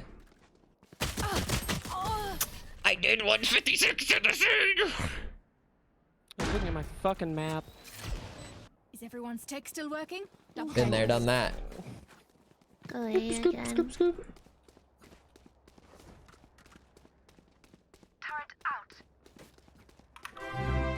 Thank you for the 3 months sensitive. Hi.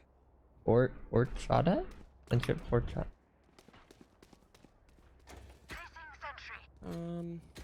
I think I'm gonna shorty this. Okay. Wait. Don't wall right away. Cypher, Astra A. There's 3A. Oh, they're on A. One's on already. 108 Sage. Ah, shit. Oh, whoa. Oh shit, Jet's already passed. Jet heaven. Was Jet hit it all? No, only Sage was. Spike planted. 104 Reyna. Not Terrible healed. job.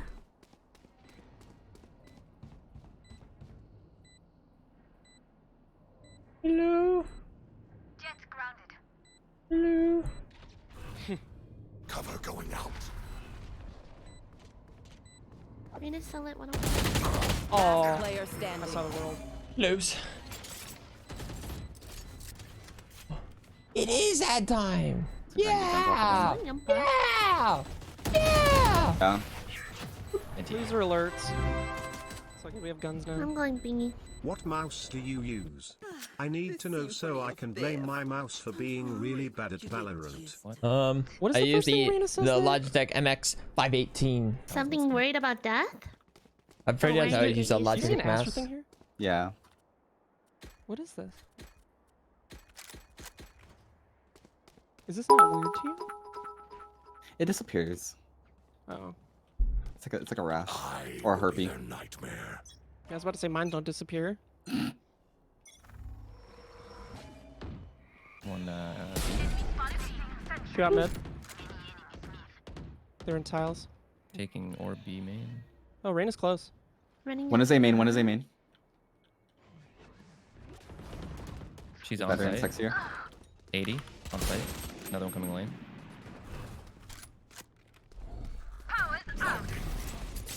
Oh, give me. Nice. Spike Hello? down B. Yeah, I'm Spike. not Mid, really mid. watching Cypher's mid. Cypher's up mid. Spike's on B side. One enemy remaining. Cypher was mid last. More guns. I'm gonna try to peek it. More Don't guns. see him yet. That's it. He's gonna be in the smoke. Oh, it was a 50-50. He was to the right.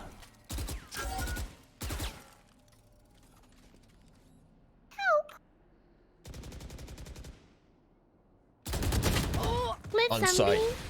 On site. main. Last player standing. Wow, this is bad. 30 seconds left.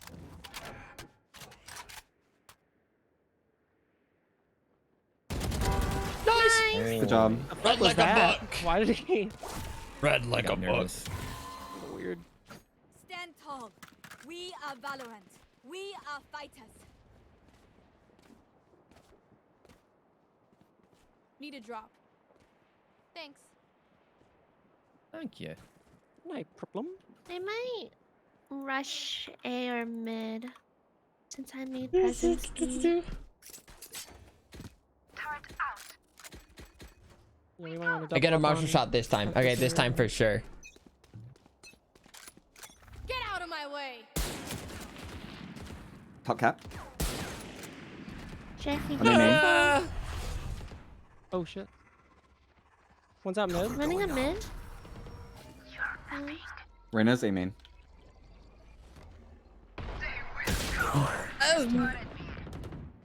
One more mid. Ult. She's on mid. I can't measure anymore. Two over here. The hunt begins. For shit. Reyna's Omega lit.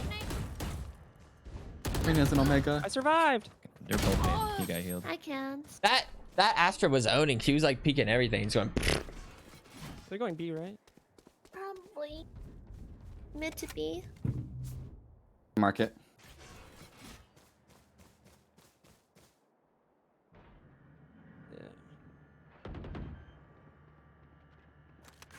Both on site? Why not us? Why not Yeah, I heard one lane. I heard lane, one planting. Okay. One's lane. Both lane. Both are lane. One enemy remaining. Last one lane hit 78.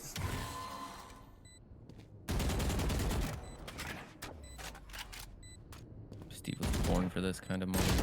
Oh, Nice try. boner. It's okay, Auntie.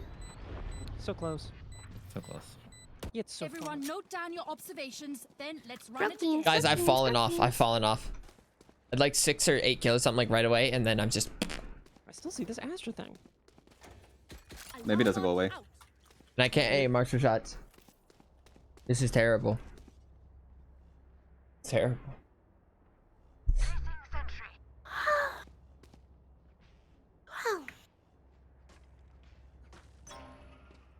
Astra stars B.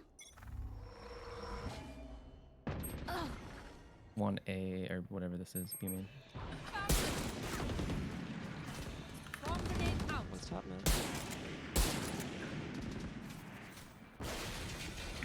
Top man, I think it's going through their spawn. They're going to spawn, yeah. Cypher cam's dead.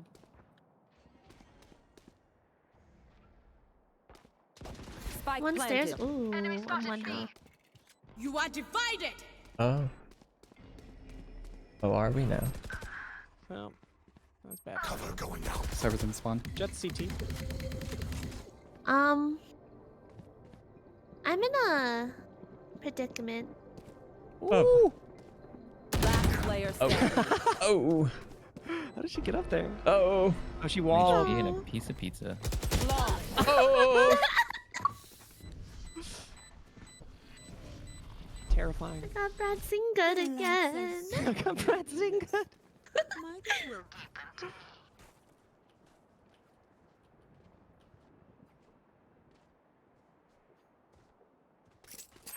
Guys, I think we literally have no choice. We have to change identities, and we become Morty the Manatee or something. I don't know. I think I just think it's not working.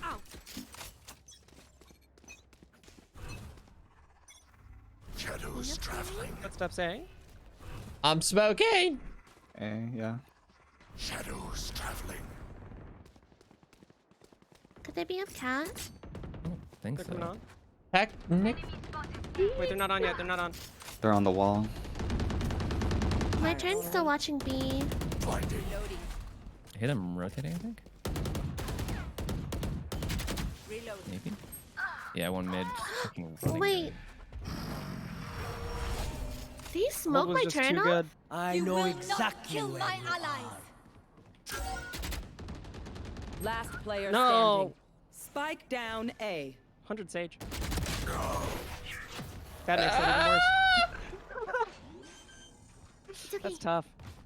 Love, I think our hold was just too good What must that be it done? made them play more patient. And then... No. Never mind.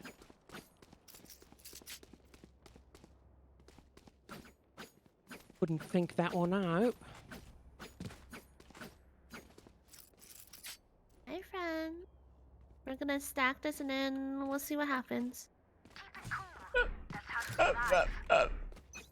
What the fuck? What's this? One getting the orb on an A. Two A main. Shocked. That's not a So headshot. Jet's on? One more B main.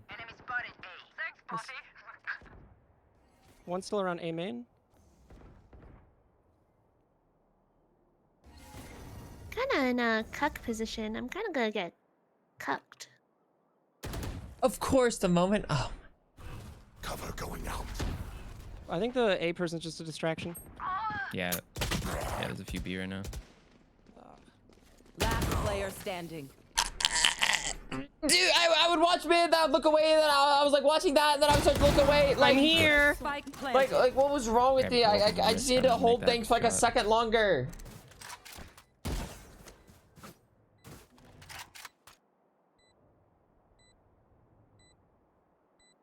One enemy remaining. Whoa. Oh, what? I hit that shot! I hit that shot on land! I hit that shot on land! Did on land? That land. I feel like that almost sounded like me. Like if I like when I do like that voice inflection, that was, I swear that sounded like me.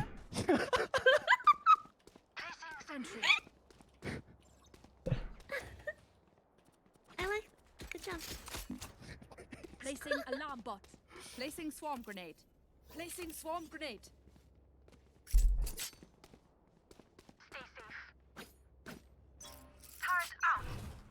try to make it to wine. Wish me luck. I can't. I'll smoke A. Play ulti. Retake. It'd be on already. No, they're not on. No. That's bound. Spike That's down bound. A. Wow. I'm gonna keep anchoring. I get a heal behind you, love. Oh, can you not do it through that? Yeah, definitely anchor.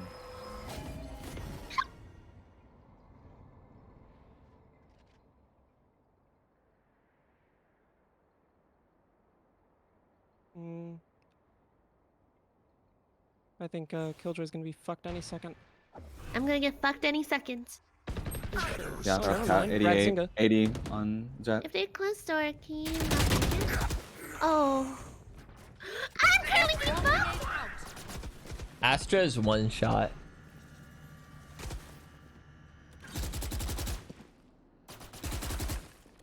I'm blowing his heavy bacon. I'm just gonna go help Goonie.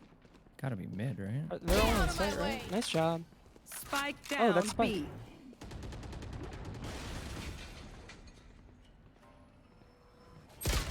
You stupid bitch! You stupid bitch! Be Nice fast. job.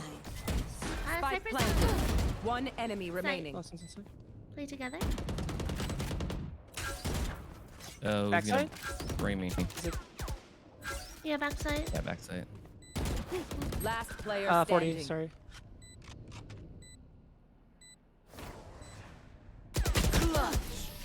That's right. Attackers nice win. Oh well. It's alright. We had a tough time.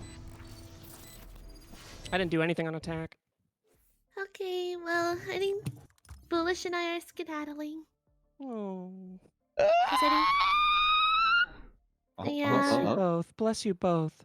I'm gonna play Fortnite now. Oh, Have fun in Fortnite. Get Bottom those frag battle royales in again. Tomato Town.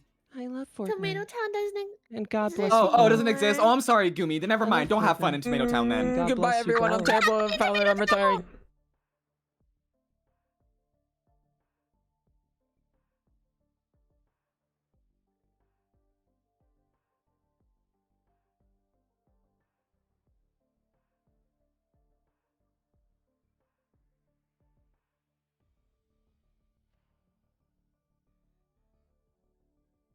Ten kills.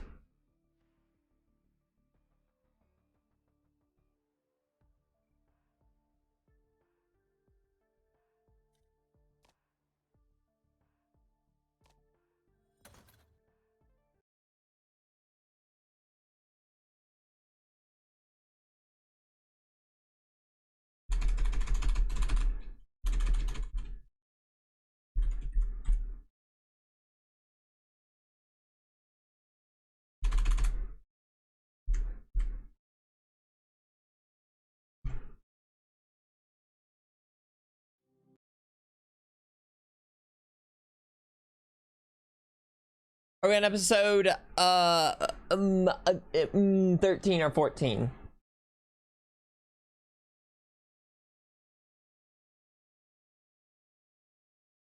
We have 3 left. Okay.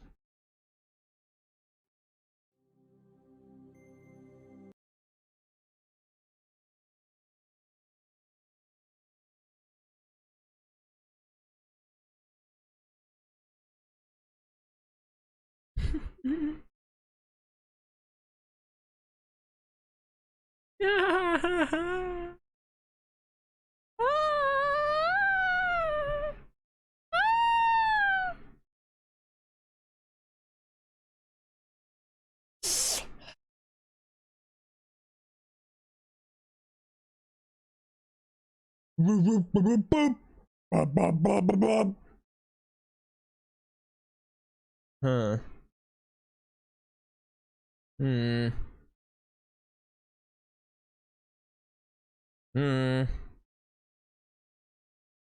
Just a second before I start it. Just a second. Yeah, I'll play a little music before we start, and then we're gonna start the thing.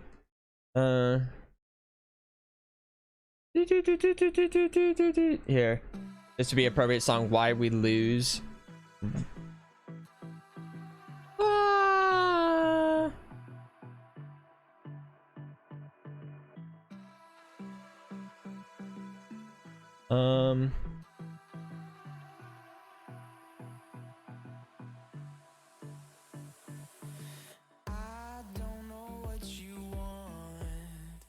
Our streamer.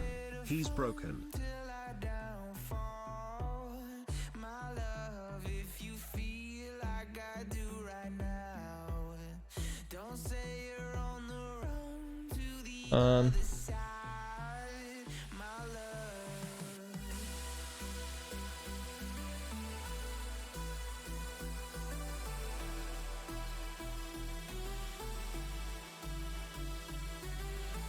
Yeah, we're about to watch it. I'm just doing something real quick. Screw me. Ha ha ha ha. I'm terrible at Valorant.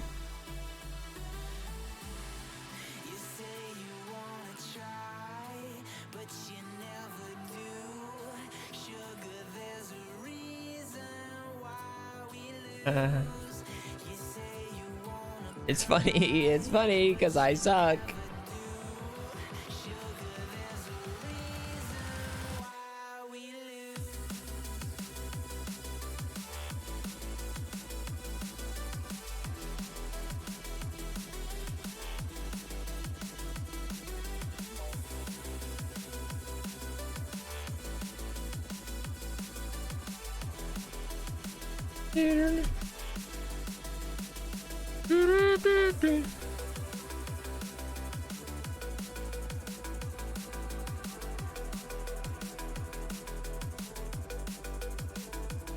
Okay.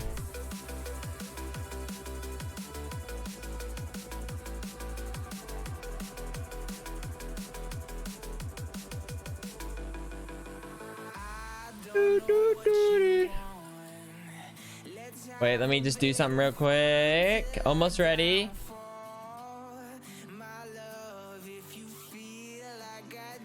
Almost ready.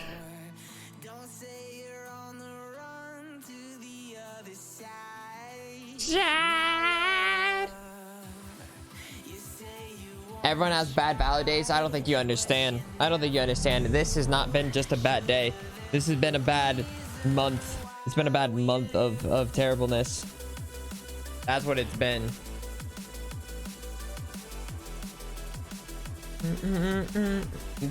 It's been no good.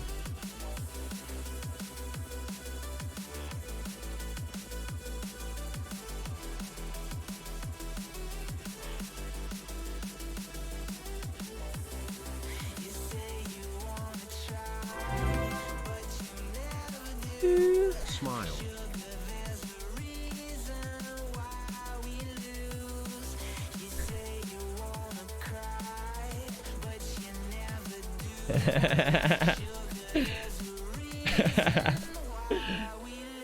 Wait, I'm just about ready.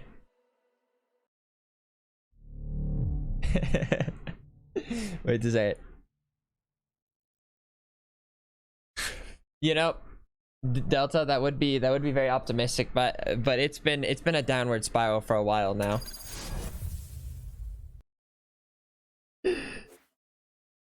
Wait a second. Pagman. Agent, welcome to Valorant. Name's Brimstone. I'll be taking you through some training so we can get you out in the field. We'll start with basic movement. Walk over there, would you?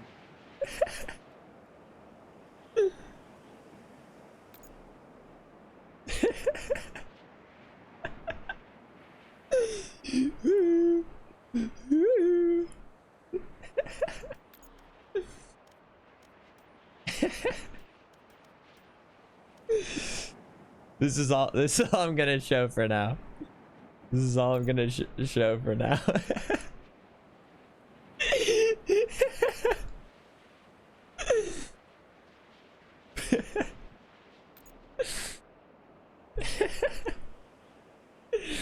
Okay, but we'll worry about that in the future.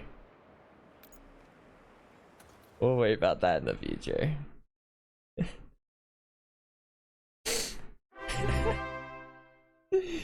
Okay. Yes, Morty, 11 months. Yeah. like I said, I think there's no other choice but a fresh start. You know, like, nothing's working right now. I think we need just a fresh start on everything. No, I know we can't do ranked, and I'm not saying it's gonna be. I won't be streaming Morty the Manatee, but okay. Now it's time to do what we were gonna do, which is Gordon time. But Morty the Manatee will rise up with a fucking vengeance. I bet you too, like the first thing I'll do is like I'll finish like the little practice thing. I'll look at my shop and Morty's gonna have like the prime pistol. Where did Hell's Kitchen go? Okay. Oh wait, first I need to do the yep. All right. We may not finish it now. I'm thinking maybe like we'll watch one and then maybe wait to like actually finish it, you know.